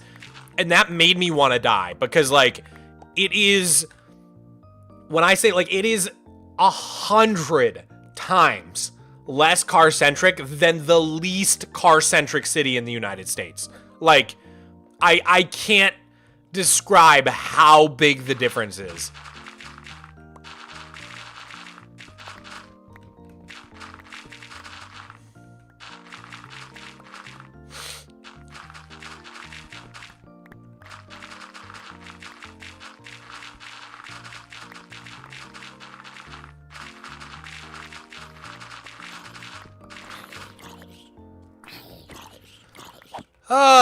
Trying to think of any other stories from Rotterdam I have to tell you. I met a very funny homeless man named Daniel from Romania, and he was very kind. I spent probably like a half hour hanging out with him and chilling with him, and he called me John Lennon because of my yellow sunglasses. He just kept calling me John Lennon. I thought that was pretty funny. And he had the Romanian accent, kind of sounds like a Russian accent, so he just kept going, John Lennon. Hey. Hello, John Lennon. John Lennon. You, John Lennon. He's a really funny guy. Shout out Daniel. I actually ran into him twice. Like, I hung out with him, and then like a day or two later, I ran into him again.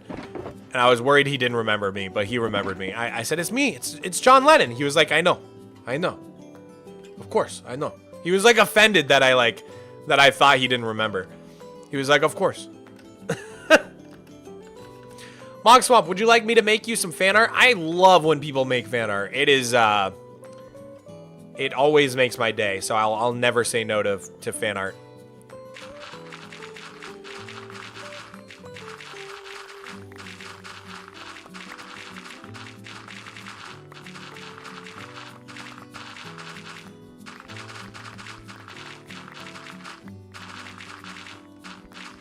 I'm glad we briefly got to chat about our art school experiences at Twitchcon and that you liked the portrait I made.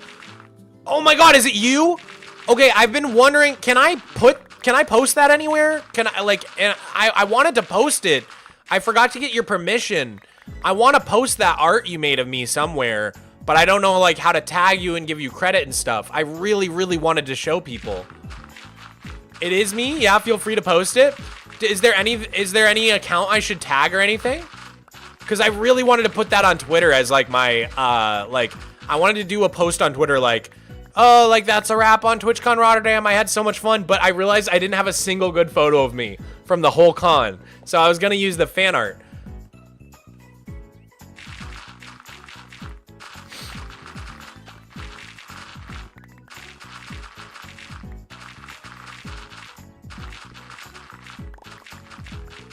I don't have a Twitter anymore. Well, as long as you're fine with me just posting it, I don't have to tag anyone. Just want to make sure you get the proper credit if you want it. I could also just, like, say your name, you know? Okay, cool. As long as you're cool with it.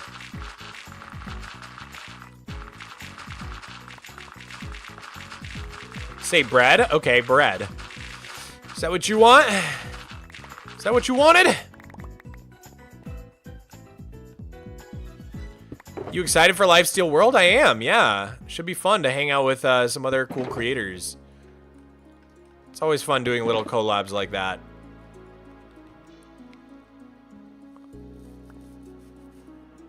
How would you like me to post the fan art I will make?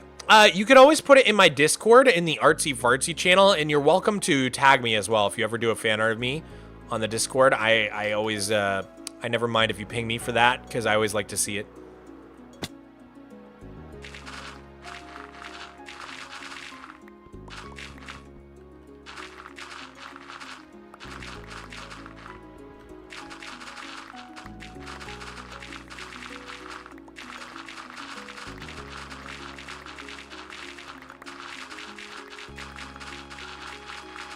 How much earth have you mined? I have mined 5,381,900 dirt.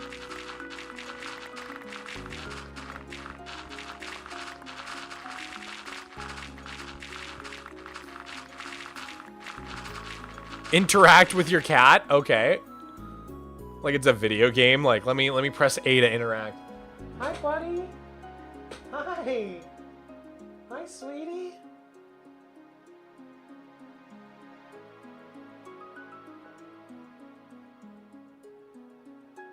Good kitty.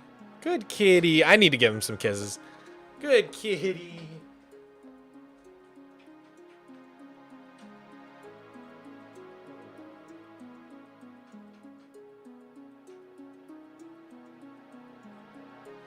Sorry.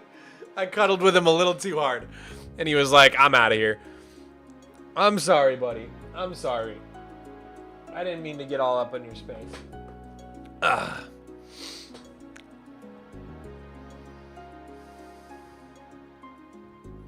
Settle. Go in your bed. No, you don't want to? Okay.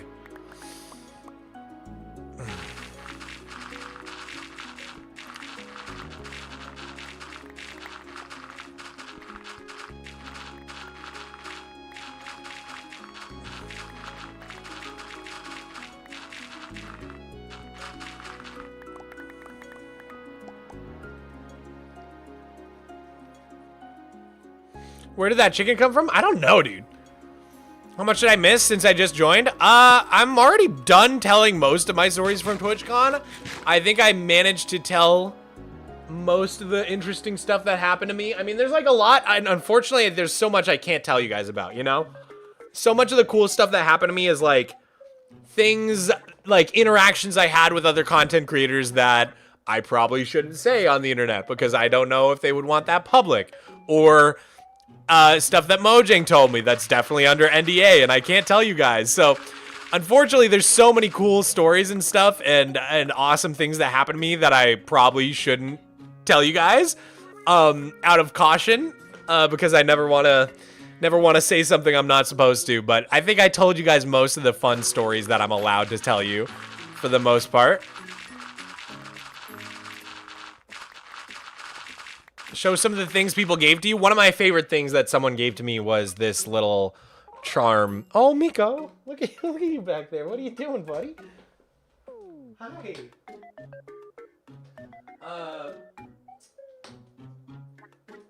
This guy right here. Little, I don't know what they call this, but it's my little skin. What do they call these again? Not embroidery. It's like needlepoint. Is it needlepoint? I forget what it's called, but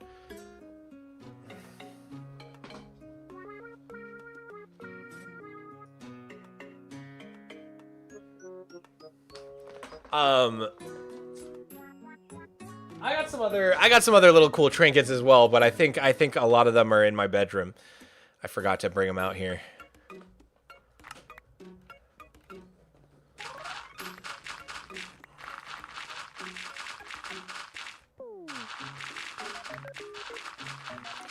How's your day been, Mog? It's been great. It's been great. I'm finally, like, today is the first day I don't feel too jet lagged.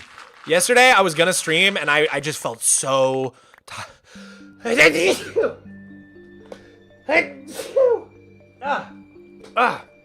Excuse me. Yesterday, I was gonna stream, but I just felt so jet lagged. I was feeling so groggy in the morning. Because it's a, I believe it's a 9-hour time difference between Central European time and the West Coast, so it was quite an adjustment, man. And like, that's another thing that just didn't used to bother me like 5 years ago, and now it's just like part of getting old, I guess. Like, it's jet lag kicks my butt way harder than it used to. I swear to God, as a young man, I could just fly anywhere and just tank it. Just immediately tank it and feel fine and like immediately switch. Nowadays, it takes me like 1 or 2 days, man. It takes me like 2 days to adjust. Pretty sure it's called cross stitching. Yes, okay, cross stitching. I think that's the one. Is the Warden hoodie comfy? It's so comfy. You have to get one. It's so comfy. What, buddy? Why are you yelling?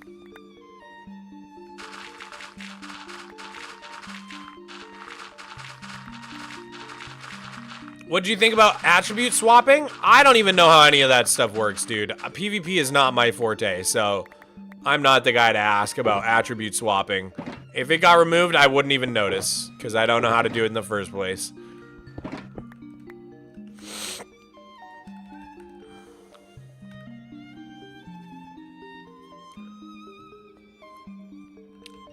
I did get to meet Poen. That was awesome. I got to meet Poen and Eamon, two chatters here. I probably met even more chatters as well, but not everybody had like a name tag on.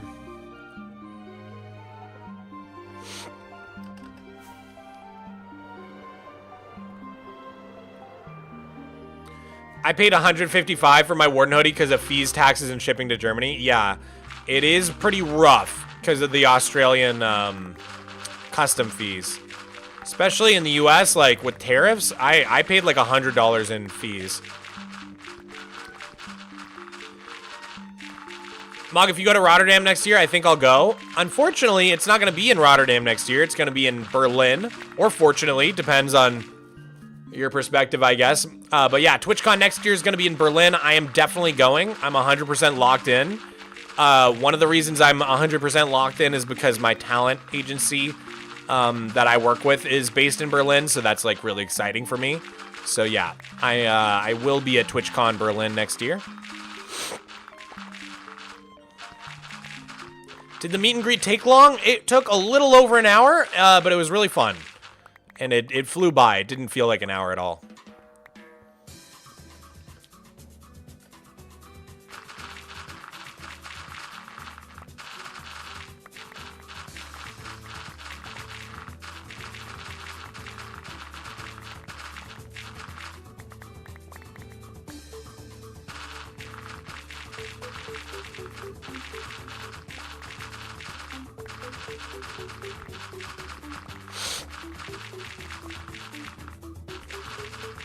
When on Lifesteal World, what's your plan to handle people not being PG?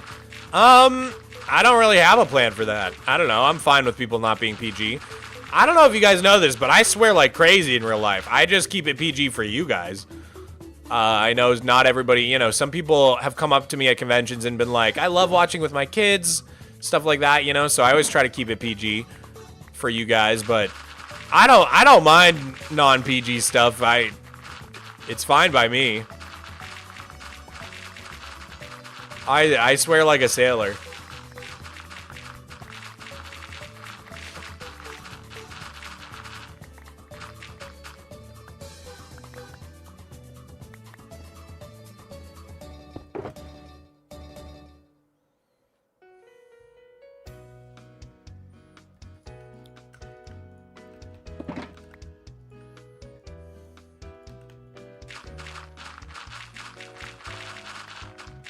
Have you finished the museum?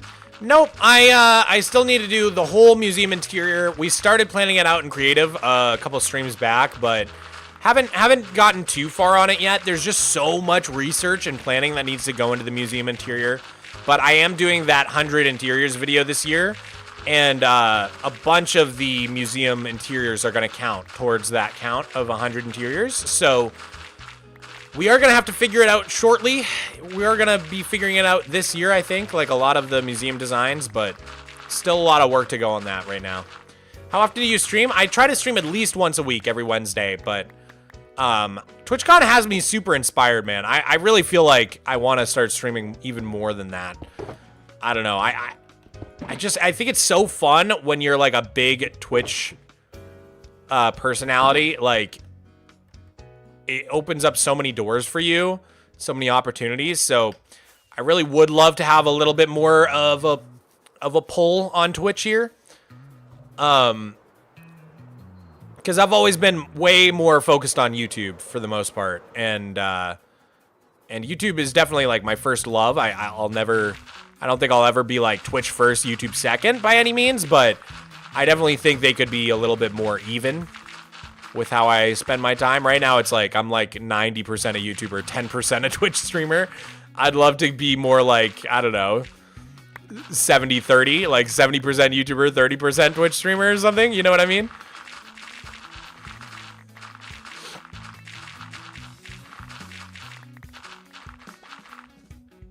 Have you watched the Backrooms movie yet? Not yet. I am planning to go see it this week. I'm so excited.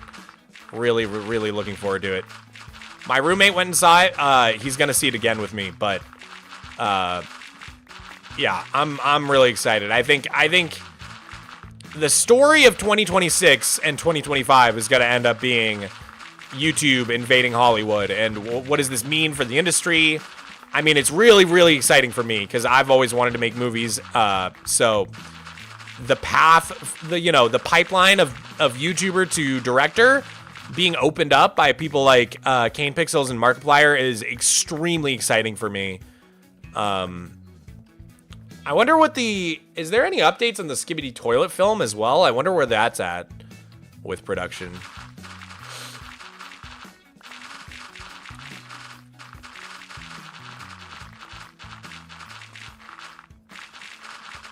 Did you meet any Mogswamp cosplayers? I did not. I've seen Mogswamp cosplayers, like I've had photos sent to me of them at other conventions, but I've never had the opportunity to meet one in person at a convention. So hopefully someday I'll get to meet a Mogswamp cosplayer and take a photo.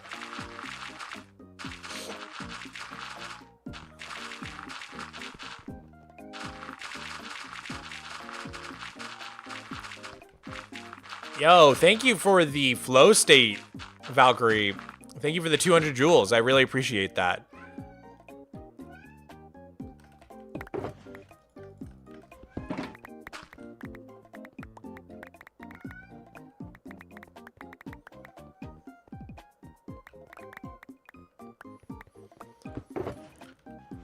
Ah.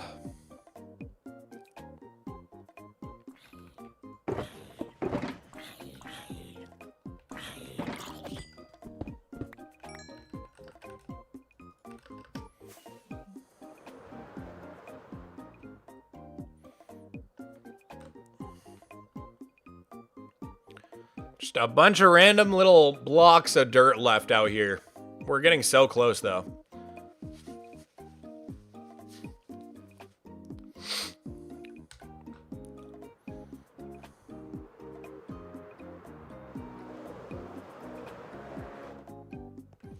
Mogswamp cosplayers exist? Oh yeah, they do. With the, I've seen it with the crown, the tusks, and the mustache, and the glasses, and the purple robes. I saw a really good one once. Purplic MC, thank you for the 2. Hey, I'm making breakfast. What do I put on my eggs? Salt and pepper, dude. Maybe a little Tabasco sauce if you're feeling spicy.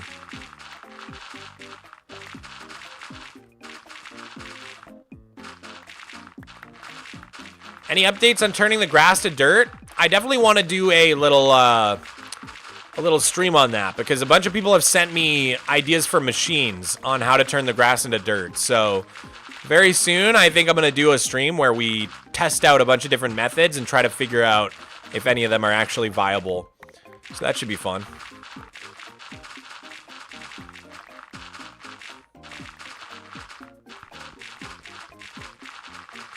Wait, they're tusks? I mean, they're like teeth. They're like, you know, basically my biology teacher in high school, he just looked like a walrus. He had like big buck teeth with a big tooth gap, and he had like a big gray walrus stash.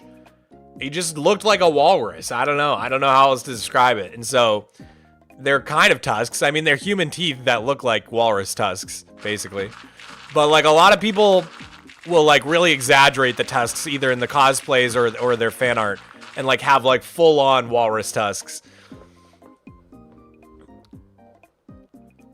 Are you gonna try the build challenge for the Minecraft movie? I don't think so. I think I'm gonna sit it out. I would never want to steal a spot in the Minecraft movie away from a talented community member, you know what I mean? I also think like if they chose mine, like then people would accuse Mojang of like politics, like, oh, you just chose him because he's a big creator. I'm just gonna sit that one out. Purplic MC, thank you for the 99-cent super chat. Although there is a crazy cool cape up for grabs if you get the winning build into the movie. Tactical Tomato, thank you for the tier 1, dude. Yo, Mog, great meeting you at Twitchcon. The poster looks even cooler on my wall now. That was you, Tomato? Wait, you should have told me it was you. You were the one whose poster I signed? Oh my god. I don't think I understood that was you, Tomato. Oh my god, so cool. So cool to put the name with the face. Maybe you did say and I just forgot, but that's crazy. That's so cool.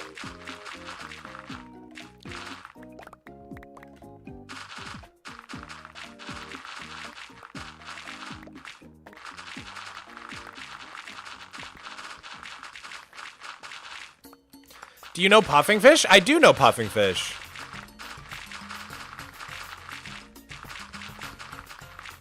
I'll get out my old cosplay stuff and work on a Mogswamp cosplay now for TwitchCon Berlin. You convinced me.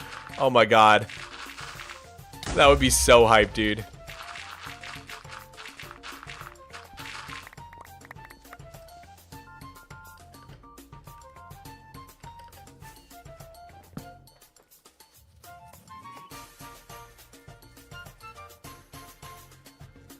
Do you know Rozcumber? Yes, I do. I was so proud of Roz when she got the crafty for Flight SMP. Congratulations to Roz. She really deserves it. I gave her a big hug on my way out of the convention just to say congrats because that was super deserved. Really, I was like trying not to tear up during that. That was a really cool award.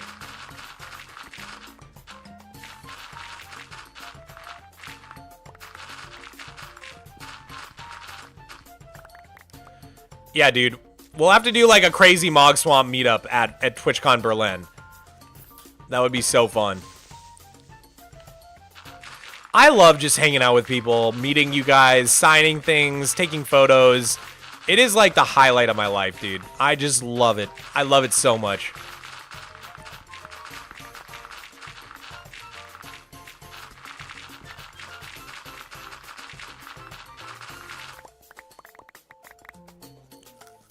Do you know Grian? Yes, I do know Grian. Hung out with Grian a good amount at TwitchCon. It was pretty fun. He's a great guy. He's like, I think like compared to some other creators, he's kind of intimidating to me. It's nothing he's doing. It's just like, it's green. You know what I mean? Like, it's green.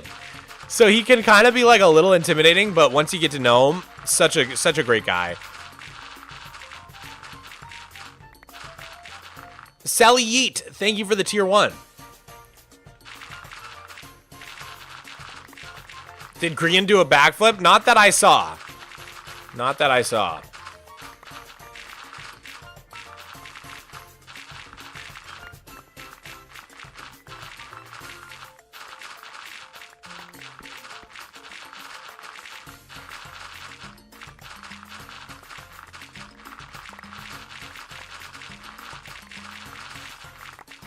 Mogswamp, how many shovels have you gone through? I have broken 18 netherite shovels, sadly.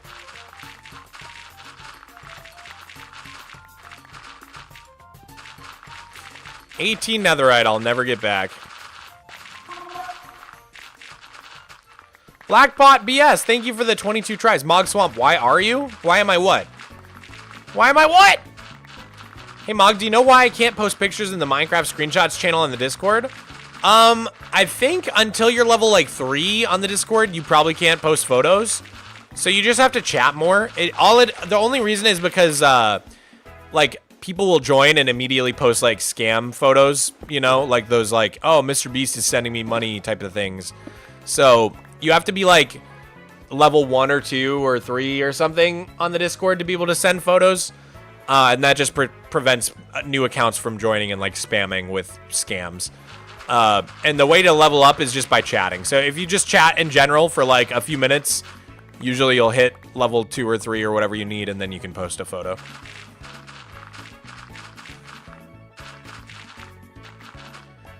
I was checking the Discord if there would be anything like a community meetup, but no one said anything. Hopefully next year there will be one. I think I would have to like help you guys organize something like that probably. I mean, it would be like, I would be pretty impressed if someone just took it upon themselves to organize something like that. Maybe next year, because I'm like, I know so much sooner. Like TwitchCon this year was a little bit last minute for me, but Berlin next year, I'm like positive I'm gonna go. So, because I know so far in advance this time, maybe I'll help you guys put something together.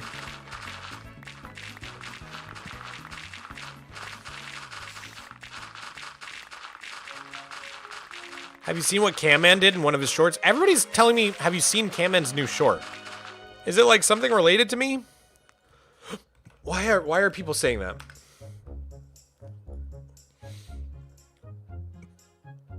Camman 18.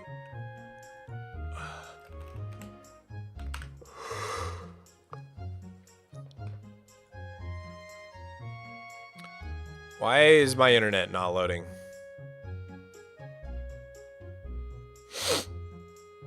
You encourage killing Wanty T on Bedrock? Dude, why is my internet like straight up not working? What the hell?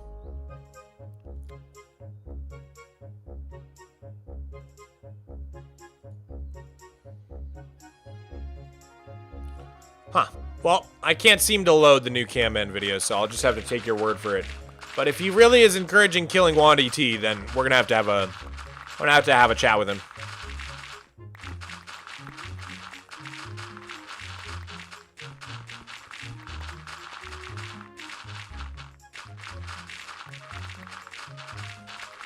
You've been binging my vids? Well, thank you for being here, dude. Did something get disconnected, maybe? I mean, I know I have internet, or else the stream wouldn't still be up, right? So, I don't know. I'm guessing my internet's just struggling to load anything else while I'm streaming. I don't know. I don't know what's going on right now.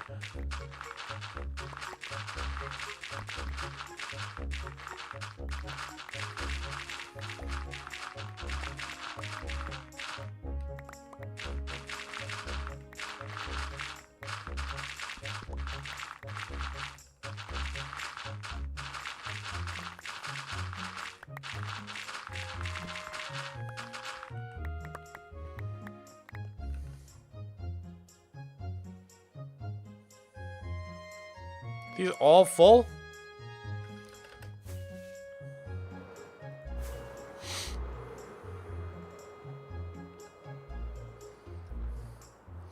Bro, just get new internet at this point? My internet's pretty good.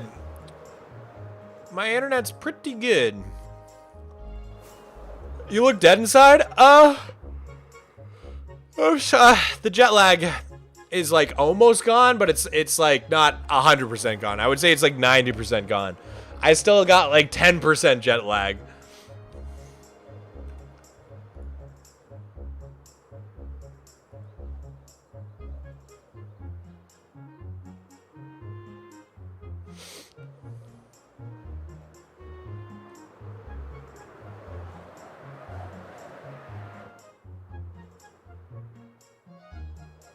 What's your favorite style of building? I would say like Victorian buildings, which is like, there's like a lot of different types of Victorian buildings, but mostly like Victorian era houses and such.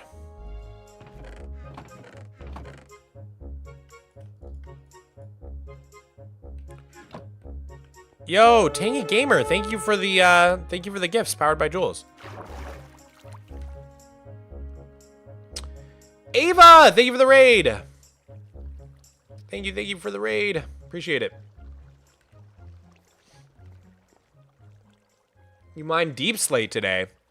Well, we were mining dirt today. I wish we were mining Deep Slate. Deep Slate's valuable.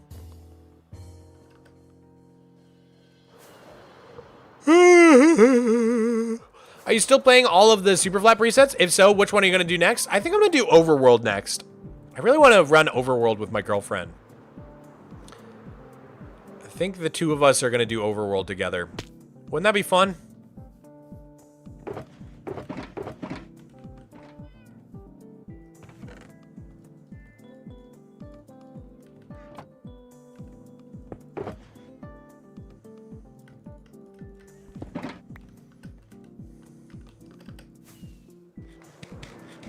Whoa, cool world. Thank you. Thank you. This is my 14-year-old super flat survival world.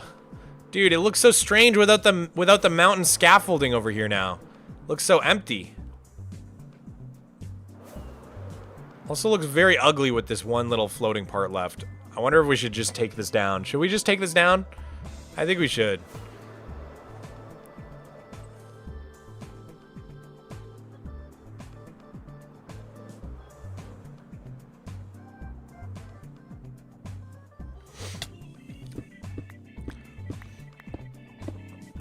Did you take down the scaffolding? Why?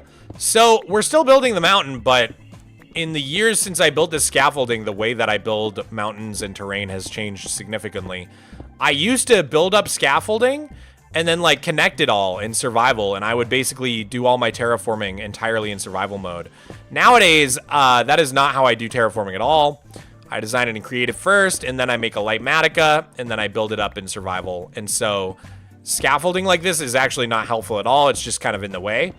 And so, yeah, there's no reason to keep this scaffolding anymore. Might as well just tear it all down, and we're still going to build the mountain, but just without using the scaffolding method at all, because it's a pretty outdated way of doing terrain. It's a lot easier to just make a nice Lightmatica schematic and do it in creative mode, where you have a lot more control, and you can sort of see how it's going to come out and make changes. Like, back when I would do the scaffolding method in survival, like, you never really know how it would look until it was already done, and then you can't really change it. You're just kind of locked in with what you have. Like, I could show you real quick how I used to do mountains, and it'll give you guys a little bit of an idea of what I'm talking about. If you go to my channel... Oh, wait, I'm still having this internet issue. Oh, this is so annoying. I don't know why nothing on my, nothing on YouTube is loading for me, but if you go to my channel, there's an old video called, like, God, it's so hard to find it without the thumbnails. I built a custom mountain in Minecraft. This looks like it. Dude, yeah, this is like, my internet's just cooked, man. That's so annoying. But, oh, what the heck, dude? Why? Why is my internet, like, trashed right now? I want to show you guys this. Well, oh well. The point is, I used to just, like, draw a bunch of, like, wireframes and then fill it in.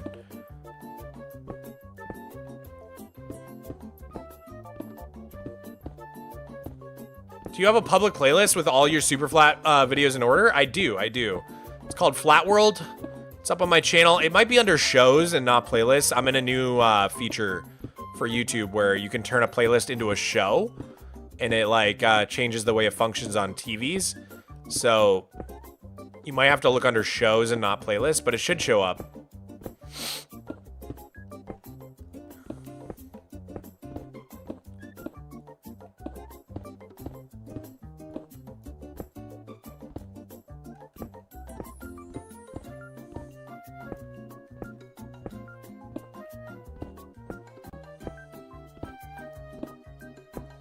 Hey, Mogswamp, what's your profile picture?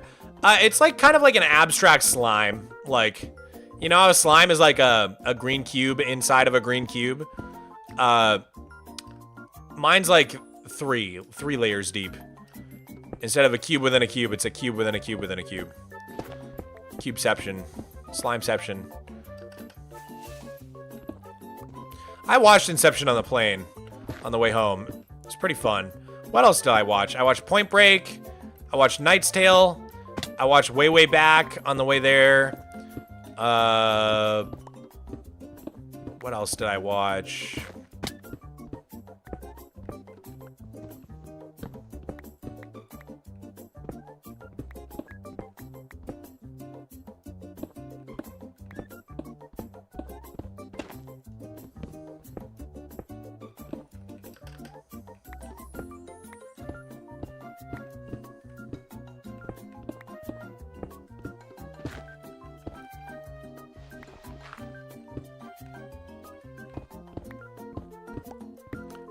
I think I watched something else on the way there too, but I'm having a hard time remembering. Hello, everybody. Uh-oh.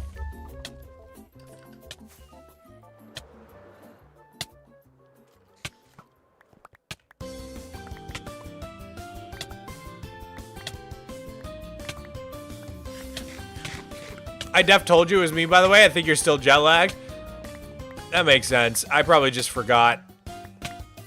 That is so sick, though.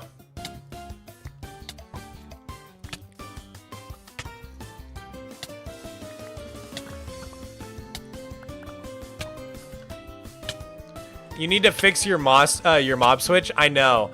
The thing is, before I fix it, I really want to get a bunch of skeleton skulls first because I need them for decorating. I need like a bunch of them. I think I have a list over here of the ones I need, literally. Yeah. I need at least 2 of them.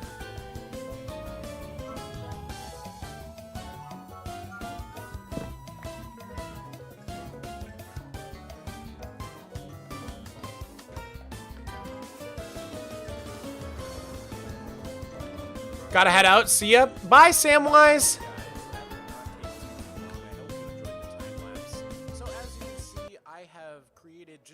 What am I hearing? Net or like a spider web of lines. Oh, did that video finally load? Where all of the blocks are going. Oh, it did. Okay. That video finally loaded. Oh my god, I was like, what? I hear myself.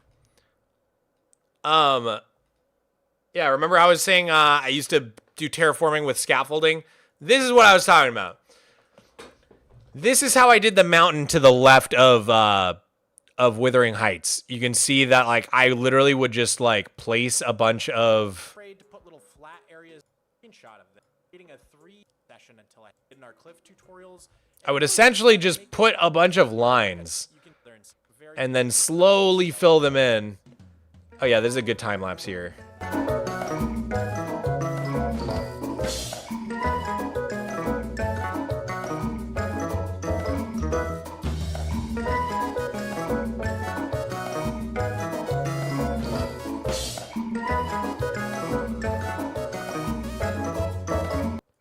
You'll know we can do a little.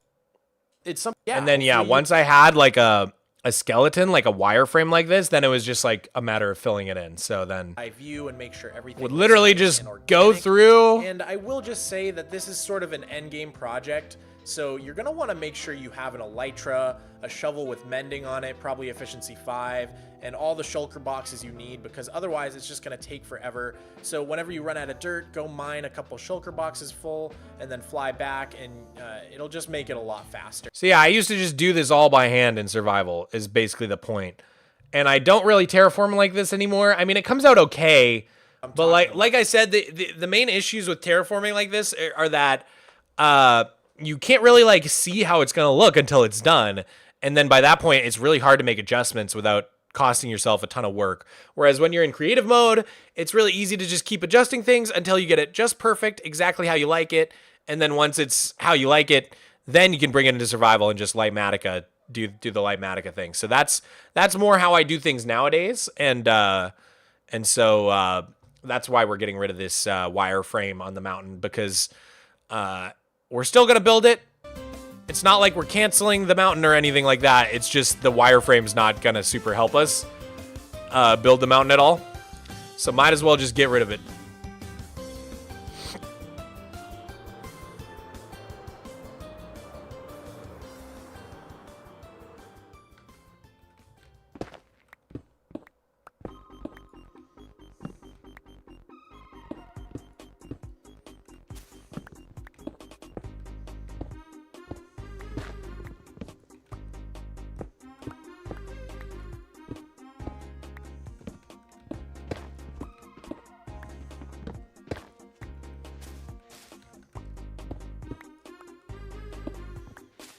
Since the Wi-Fi's back, you got to see Camen's Crime. Let me see if it'll load.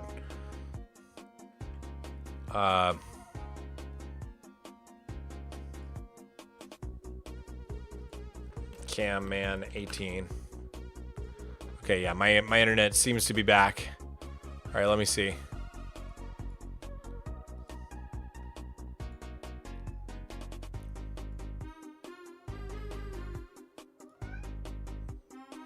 All right, so what is this? This one? When it turns to night, wandering traders will drink a potion of invisibility until the morning, when they'll drink a bucket of milk. But if you kill them while they drink, there's actually an 8% chance for either to drop, and that's 11 with looting 3. But there's more drops you can get from killing a wandering trader in Bedrock Edition. Yeah, because he holds out, doesn't he? I think on Bedrock, he holds out like different things for you to trade with him, so you can actually get the thing he's holding.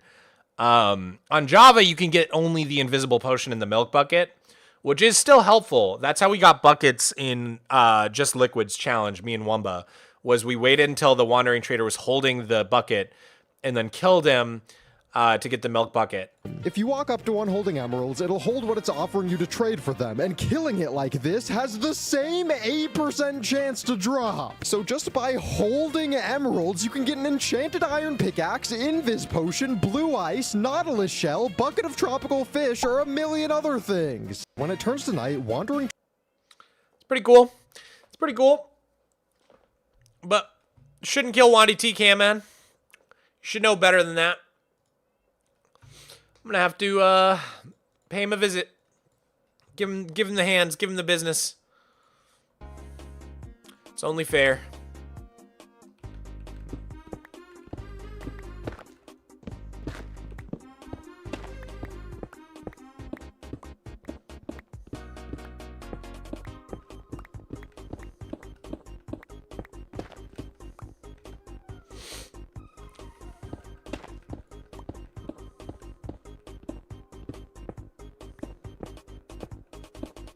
What's wrong, Miko? Are you sad? You want to leave? Yeah, you want to leave. Okay, well, I'll stop streaming soon, and then we can go get some breakfast for you. What do you think, buddy? Yeah? You want to go out now? Okay. Here you go. Out.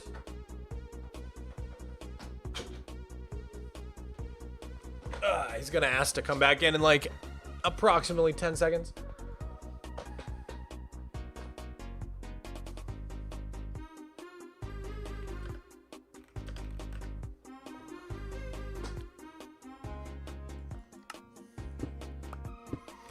I, like, don't even know how my internet's still holding on right now. This is very strange. Apparently my roommate is also having internet issues, but it's like, how am I streaming? If we're, like, the internet's, like, not working, but the stream is fine. It makes 0 sense.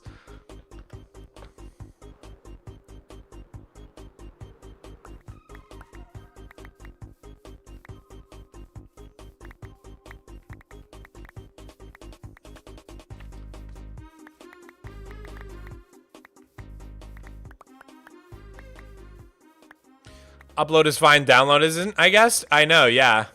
Usually that would be the opposite of the case.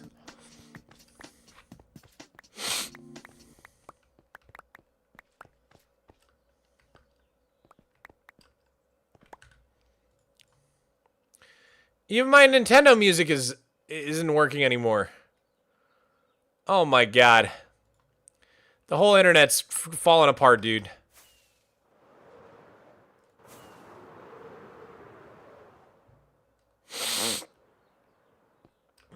Okay. Oh, I can't stream without music. This is so quiet. It's so awkward. Oh my god. I'm suddenly so self-conscious. We could do copyright music, but YouTube won't get any. YouTube won't get any.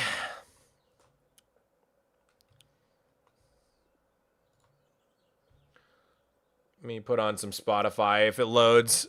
Even Spotify won't load, dude. What is going on?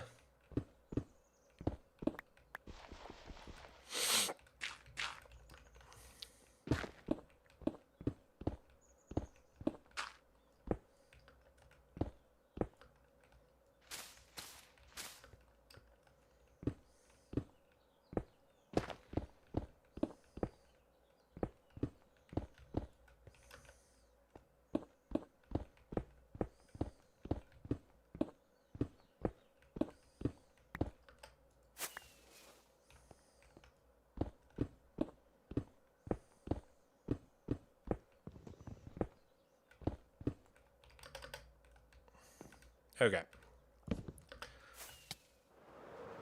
Let's kill this little line here.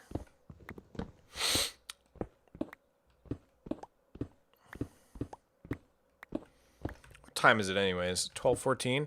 I have to go by 1 p.m. So I only have like 40 minutes left anyways. So I might wrap soon. Anyhow, but I would love to be able to listen to music until the end of stream. Let me see. What can I do here?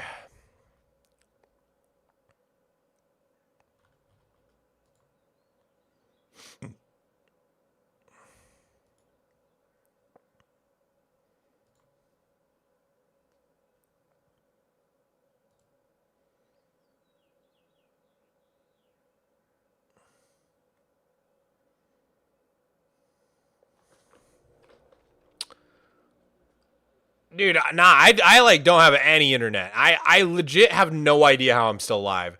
I can't send Discord messages. I can't load Spotify or YouTube. Like, it is genuinely very mysterious to me how I'm still streaming. What is going on right now?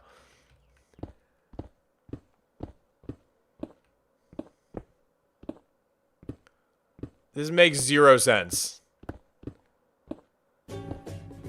Oh! Music just started, okay.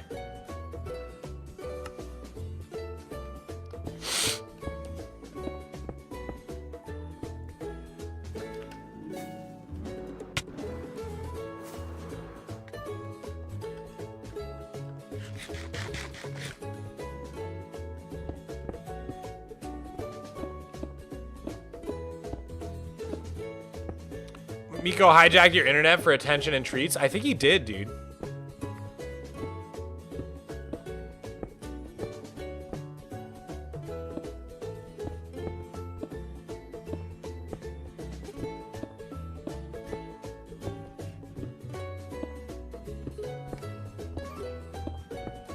How's 1,000 Days with Hobby going? Pretty good. We just recorded the other day.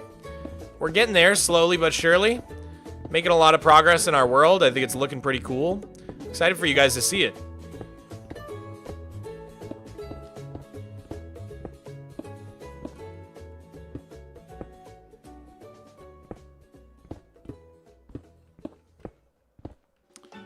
Okay, we're almost done. As soon as we're done with this ring, I think I might wrap the stream just because I'm having so many internet issues. Just trying to think if there's any other stories from TwitchCon that I forgot to tell you guys. Oh, dude. Okay, on the flight there, this thing kept happening to me, and it was so frustrating, man. So, I get up to go to the bathroom on the flight there, and at the back of the plane, there's 2 bathrooms, left and right. I go to the bathroom on the right. The person in there must be taking a massive dump because they just do not come out, and like, literally, probably, I think 4 different people come and go to the bathroom on the left. And I'm still waiting outside the bathroom on the right. And none of these people are offering me to go before them, which is so rude. They're just going, even though I've clearly been there for so long at this point. So finally, I decide to just switch. I'm like, okay, fine. The person on the right is not going. I'm going to go to the person on the left. So I get in line for the bathroom on the left. Now the person on the right comes out and someone goes in there. Now 2 more people go to the bathroom on the right and I'm waiting for the bathroom on the left. I was like about to scream, dude. I've been up waiting to go to the bathroom for like half an hour on this goddamn plane. I was literally gonna freak out, dude. Finally, the woman on the right is like, you want to go before me? You were here first. I was like, thank Christ. Thank God. Someone had pity on me. Someone had mercy on me. And so then I get off the plane and I'm in the Netherlands and it's time to go through customs, which is where they check your passport and stuff. So I wait in line. The custom line already, it's like, I think I've been waiting 35 minutes in this customs line. Finally, I get to the front, right? Finally, I get to the front. Let me do a little paint drawing for you. You need to see what went down because this was ridiculous. Okay. So, here is here's the line. So I wait, you know, I snake through the line. 35 minutes or so. Finally, we're here. And there's like a bunch of booths. There's like booth 1, booth 2, booth 3, booth 4, booth 5, right? And there's a bunch of like lines. So I just decided to go into the first booth. I go right here. So I'm right here.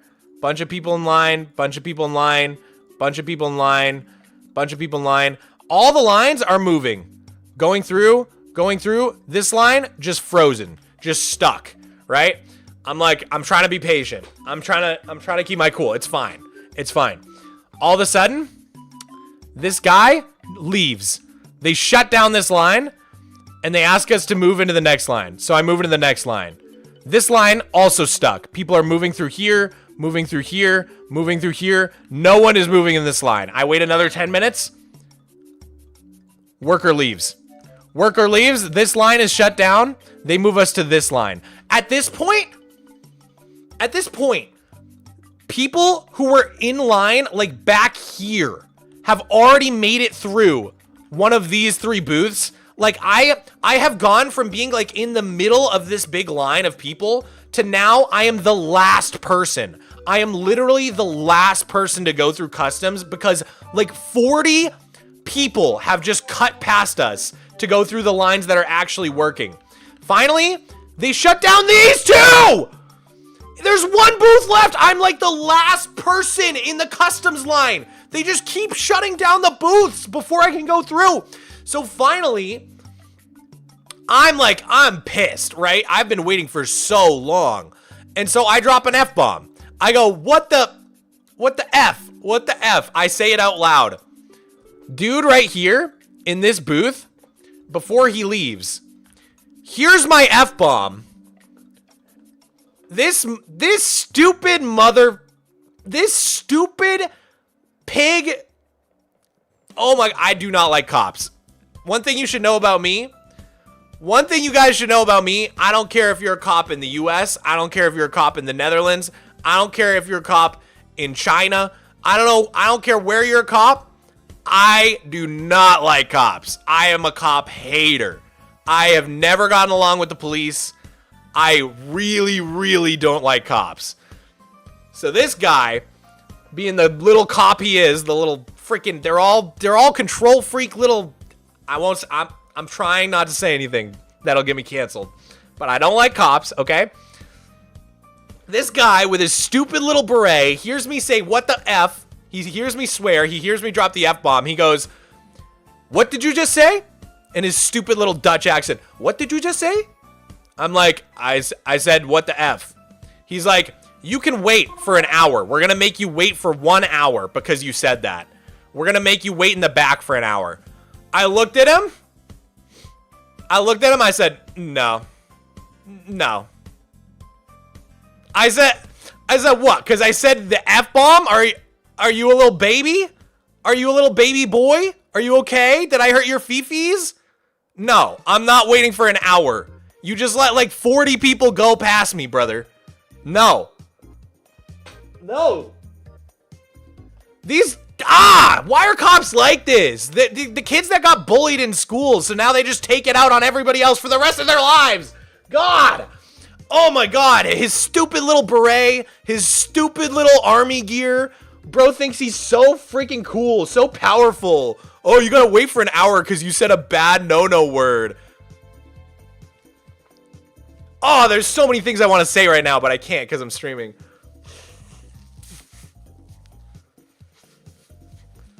So many things I want to say right now. Just know I really don't like cops. Oh my God. Wanted to start oinking at him, bro. My God.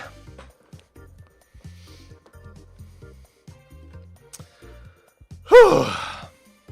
I got beef with the police, man. That guy was acting like some crispy bacon. That's for sure. That guy was acting like like a juicy piece of ham. And that's the truth.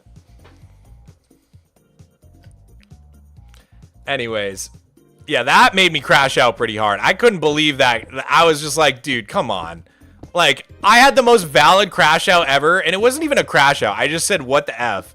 Because they let, like, literally 40 people cut me in line and didn't do anything to help us out. And then the fact that he actually was going to try to make me wait for an hour, I was like, dude, you and your little cop friends, I will take a dookie in your beret and make you wear it. What did he end up doing after you said you're not going to wait for an hour? He just gave up. They didn't want trouble. They didn't want the smoke. They saw my gun show and they were like, yeah, we probably can't wrangle this guy. He's too powerful.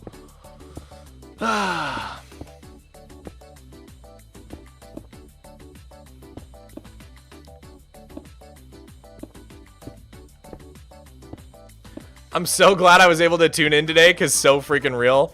Look, I come from a very rural town, and the cops in my hometown were like literal Nazis. Like they were like the stupidest people in town who like got held back in the 3rd grade and never got to leave town, and so they're just stuck there forever, like bullying random kids.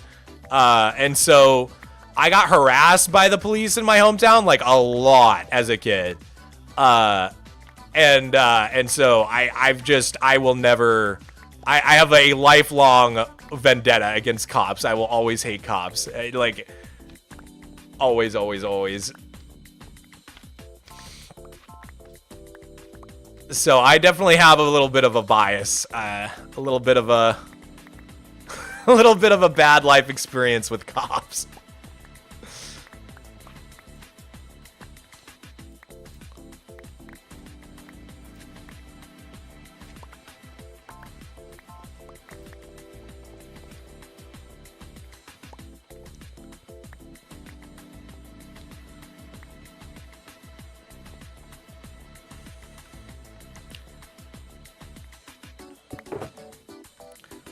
My sister got yelled at by a cop one time, even though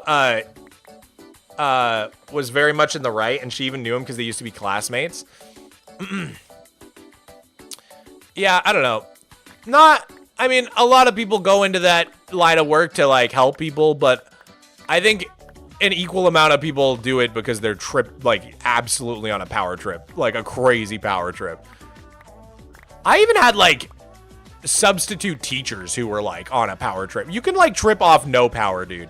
It is crazy. Like certain people just should not have any position of authority because the second they do, they just become like intolerable. There were these in my elementary school, the main teacher always had like a parent guidance teacher, like assistant teacher.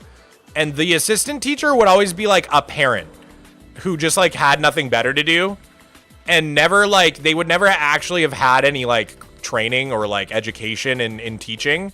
And they were awful. Like some of the worst people I've ever encountered in the world were like these volunteer parents who would help the main teacher in their classroom because like, I don't know, like just the type of person that volunteers to like boss kids around all day.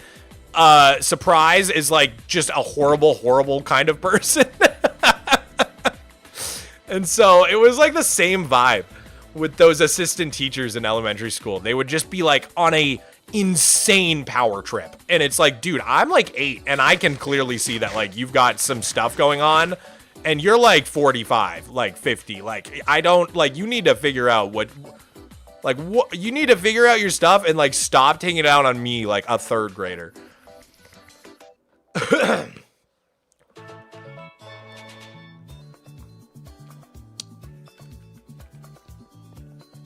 But here's the thing. Here's why I don't even like good cops. I don't even like good cops, quote unquote good cops, because they work next to the bad cops. And if they were truly good cops, then there wouldn't be any bad cops because the good cops would tell on the bad cops and then the bad cops would get fired. But because that doesn't happen, because police are like a big club, it's like a big frat boy club, there's no such thing as a good cop. Because even if you're a good cop, it means you're not telling on the bad cops. If you have your job still, you're not telling. You're not a good tattletale. So no such thing as a good cop in my opinion.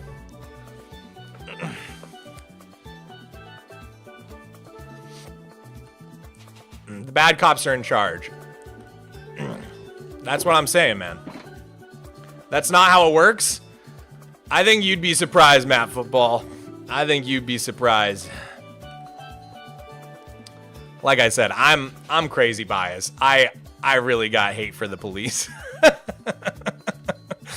I had a bad childhood, bad teenage years experiences.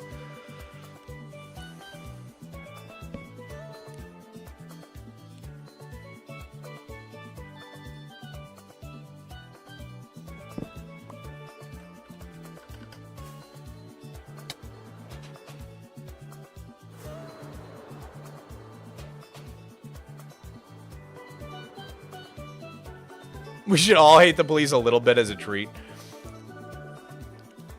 I understand if you have like if you have a close family member in the police, like I think a lot of those people feel different, but I've never really known anybody who's part of the who's been a cop, so I don't have that experience. I think it's different for a lot of people if like your brother or your uncle or your dad was a cop. You probably see it differently, but I've never really been close to anybody that was, so I just don't have that experience. Okay, we finished getting rid of the mountain. I think we're all done with that. America needs a factory reset. Oh, that's funny. If America factory reset though, wouldn't we just be back to like exactly how it was in 1776? So we'd be on like the Articles of Confederation. We'd still have slavery, no woman voting. Like what? I don't actually think. I think a lot of bad people want America to factory reset. To just go back to the 1700s. I actually don't know if that's what America needs.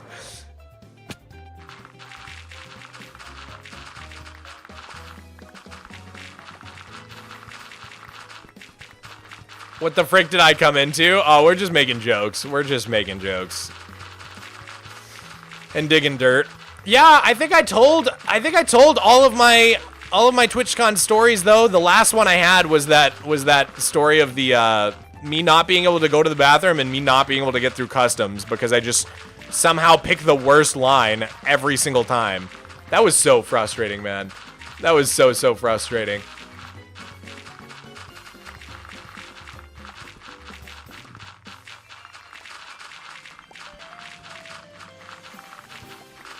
Mog, what if you were immortal?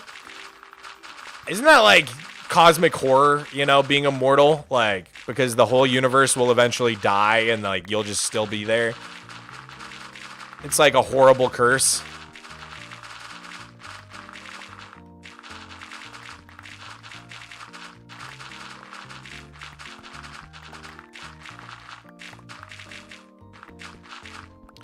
Did you see the police in the bricks and minifig situation? I have not been, like, what is going on with this Lego scandal, dude?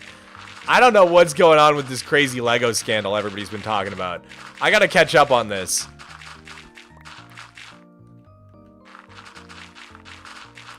I know that there's some crazy Lego thing going on.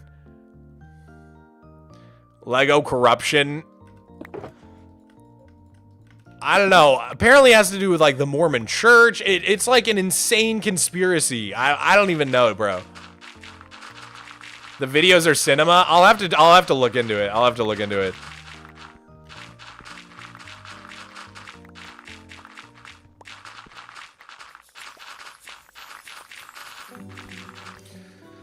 People are offering me money for my cape codes. That's so funny. This is probably risky to do, but I'm gonna do it anyways. I'm gonna do it anyways. Hey yo, hey yo, hey yo. Beep, beep, beep, beep.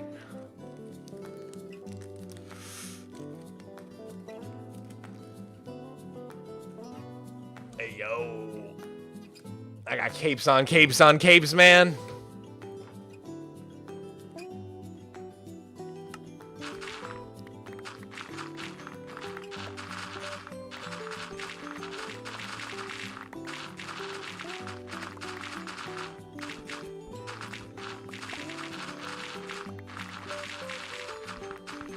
Dude is flexing on us.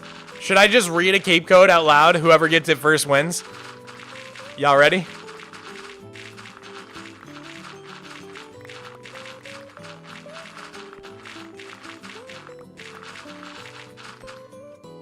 All right, here we go. S U B S C R 1 B E. Just kidding. I just spelled subscribe.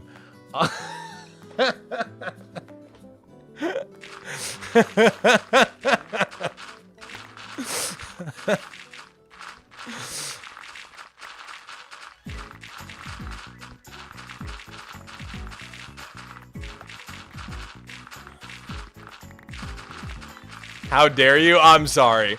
I was signing into my Microsoft account. I will give away some capes. I think I'm gonna give them away in a short though. I gotta figure out like the best way to do it, but I'm gonna give away some capes. I also have a I have a Minecraft experience one too. Hopefully it's not. Hopefully it's still redeemable. But yeah, I think I'll give away some capes. I'll probably make a short this week.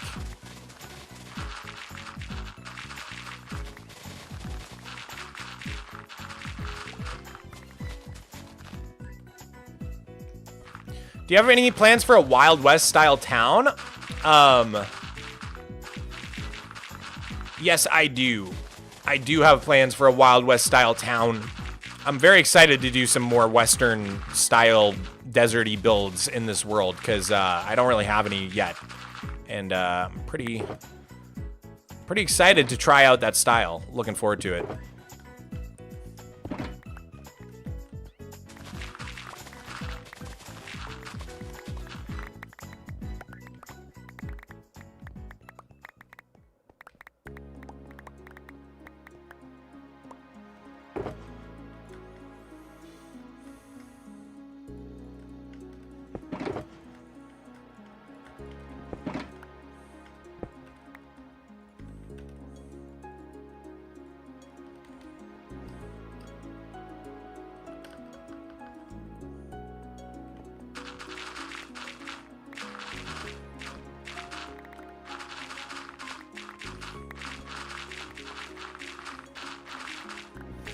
Fan art competition would be kind of cool.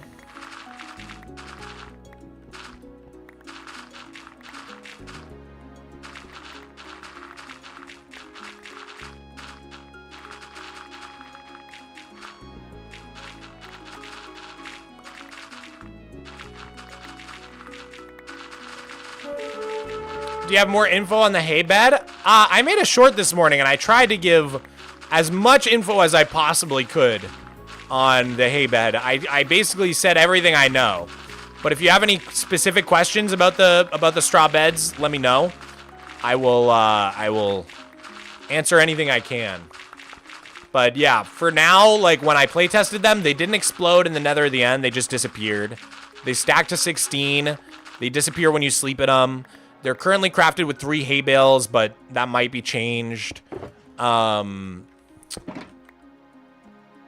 Yeah, I'm trying to think what else. They float like normal beds do. Hey, welcome in, Raiders.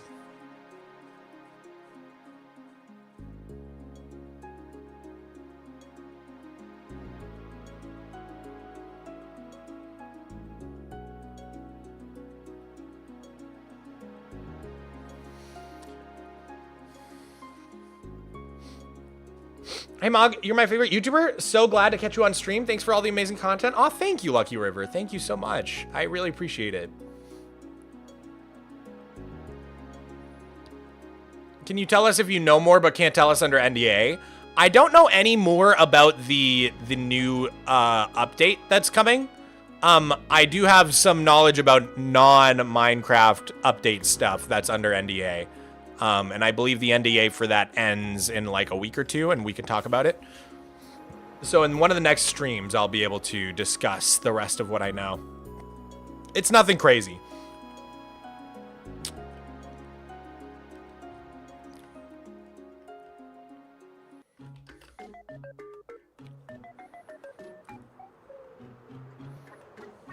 Blink twice if you know about the end update. No news on the end update.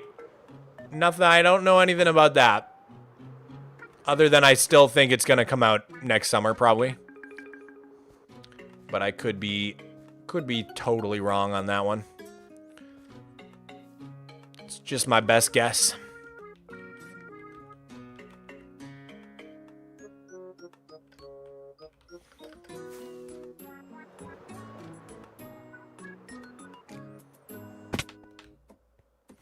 It might never happen? Oh, the end updates, they're working on it. For sure they are. I think that's been basically confirmed.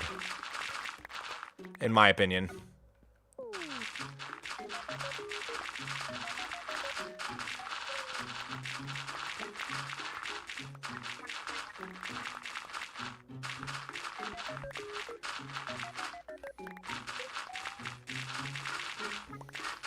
What would you want in the ideal end update? I mean, I basically talked about a lot of it in my end update video. Like, what I think they would do and how they would structure it. So that video basically says most of what I would have to say.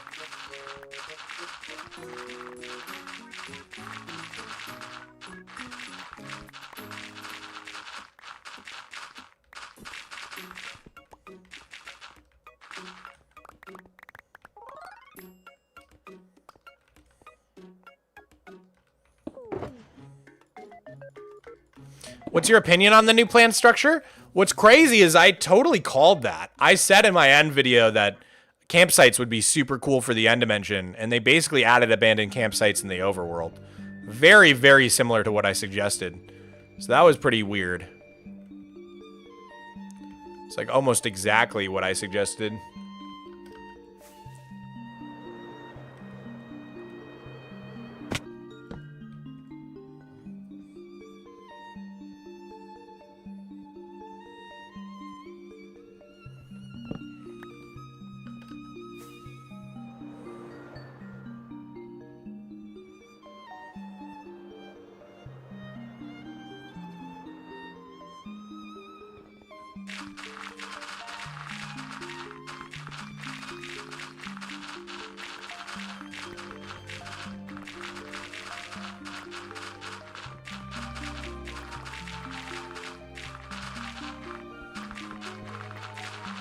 you have an estimate of how many in-game days you've spent on this world? Unfortunately, I don't.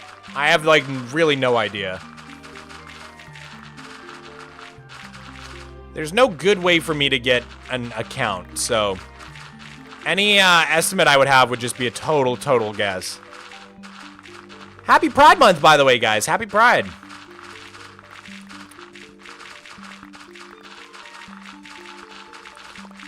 I am a queer content creator, if you didn't know.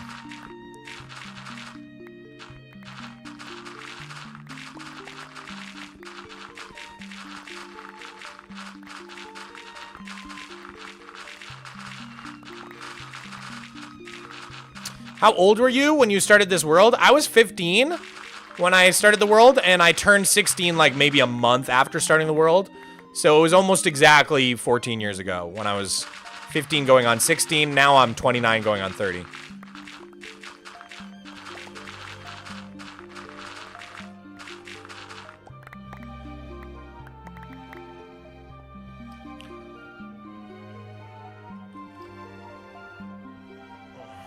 Wait, you're like old for real, for real? Yeah. I know.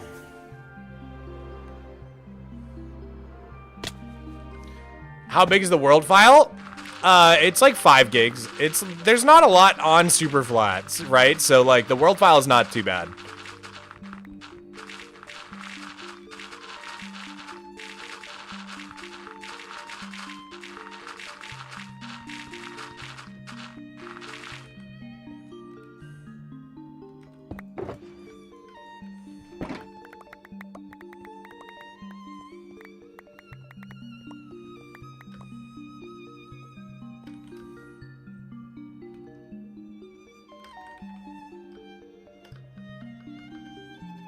Man, digging dirt is so addicting sometimes. I don't want to sound disrespectful, but what does queer mean? Queer is like a catch-all term for like any LGBTQ kind of identity or sexuality. It's like a, yeah, basically just a catch-all term. So I would probably identify as like, I'm not great with labels, but I would probably say I'm like gender fluid and pansexual. Those would be my labels, probably.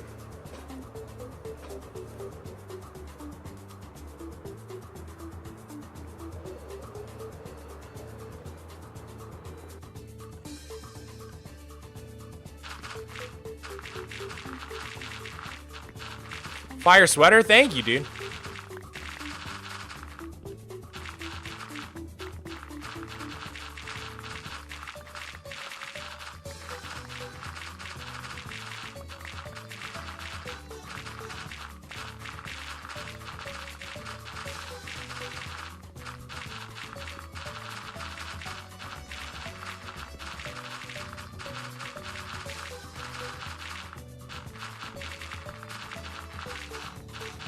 Do you upload VODs? I do upload my VODs. The VODs go on my Mogswamp VODs channel, or VODswamp. You can look it up on YouTube. It should pop right up. All the VODs are horizontal on that channel as well, because I know on my main channel they appear as vertical, so that can be kind of a pain in the butt. So yeah, if you want the horizontal VODs, they're all on my VODswamp channel after the stream. Usually, I have them up in about 24 to 48 hours after the stream.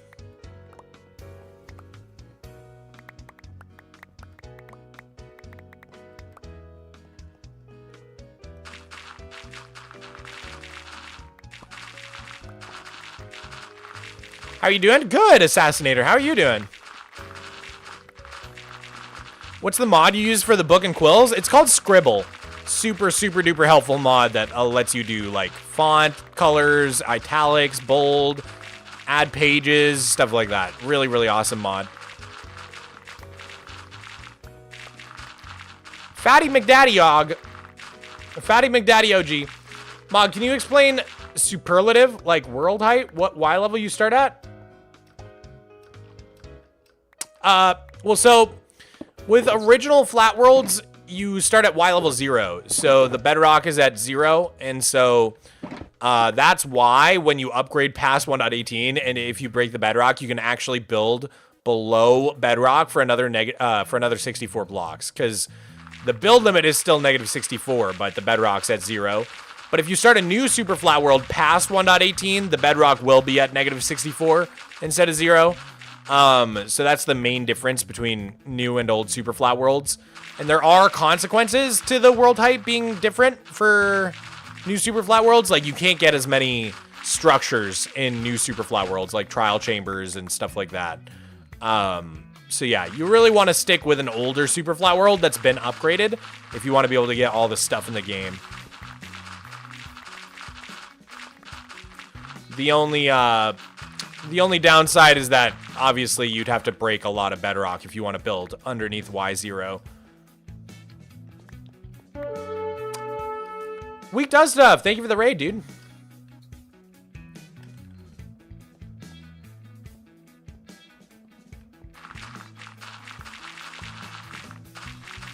Use a speed beacon? Honestly, I've found it's not really worth, like, setting up and moving beacons and doing all that just for the little speed boost, because I already have, like, unbreaking, you know, Instamine.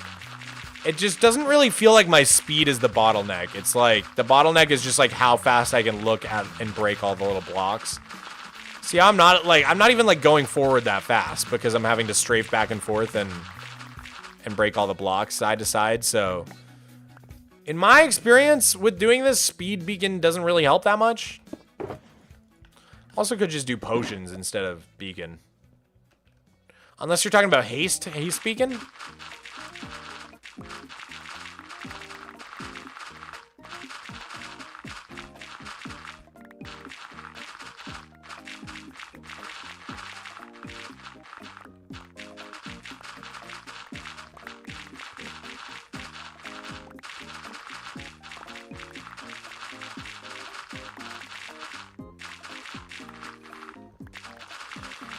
Okay. Guys, I think we've told all of our TwitchCon stories. We've dug lots of dirt, and I'm starting to get a little bit of sleepy. So I should probably wrap it for the day, and we'll see you guys next week. Might even stream before next Wednesday. We'll see. Still feeling pretty motivated from TwitchCon, so might do some bonus streams in the next couple weeks until my motivation wears off and I go back to being lazy again. But yeah, I think for today, we're probably going to wrap it up. That was a really great stream. Good, like, almost a 3-hour stream there. Had a good time. But yeah, I'll see you guys in the next one. I got a meeting I have to get to in 10 minutes anyways, so it's a good time to end it. But yeah, guys, thank you for joining today's stream. It was awesome hanging out with y'all. I had fun telling all the stories from TwitchCon and getting you guys up to date on everything I've been up to. Again, go subscribe to Mogswamp VODs or Vodswamp on YouTube. If you just joined and you want to see the rest of the VOD, it'll be up in, like I said, usually 24 to 48 hours after the stream ends. Also, check out Mogswamp. That's my side channel. We've been turning these streams into shorts, and then we've also been turning a lot of them into videos on the Mogswamp channel. And who knows, one of your questions that you asked me today might be turned into a short tomorrow. So go subscribe to Mogswamp. It's really fun to see the streams chopped up into shorts and videos and stuff, and get that extra content in between the big uploads on the main channel. But anyways, that's about it. If you're on Twitch, I'm gonna raid someone, so don't go anywhere. We're gonna spread the love, pass the love on to the next person. All right, guys.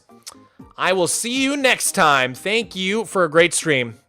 Bye, guys. Catch you later.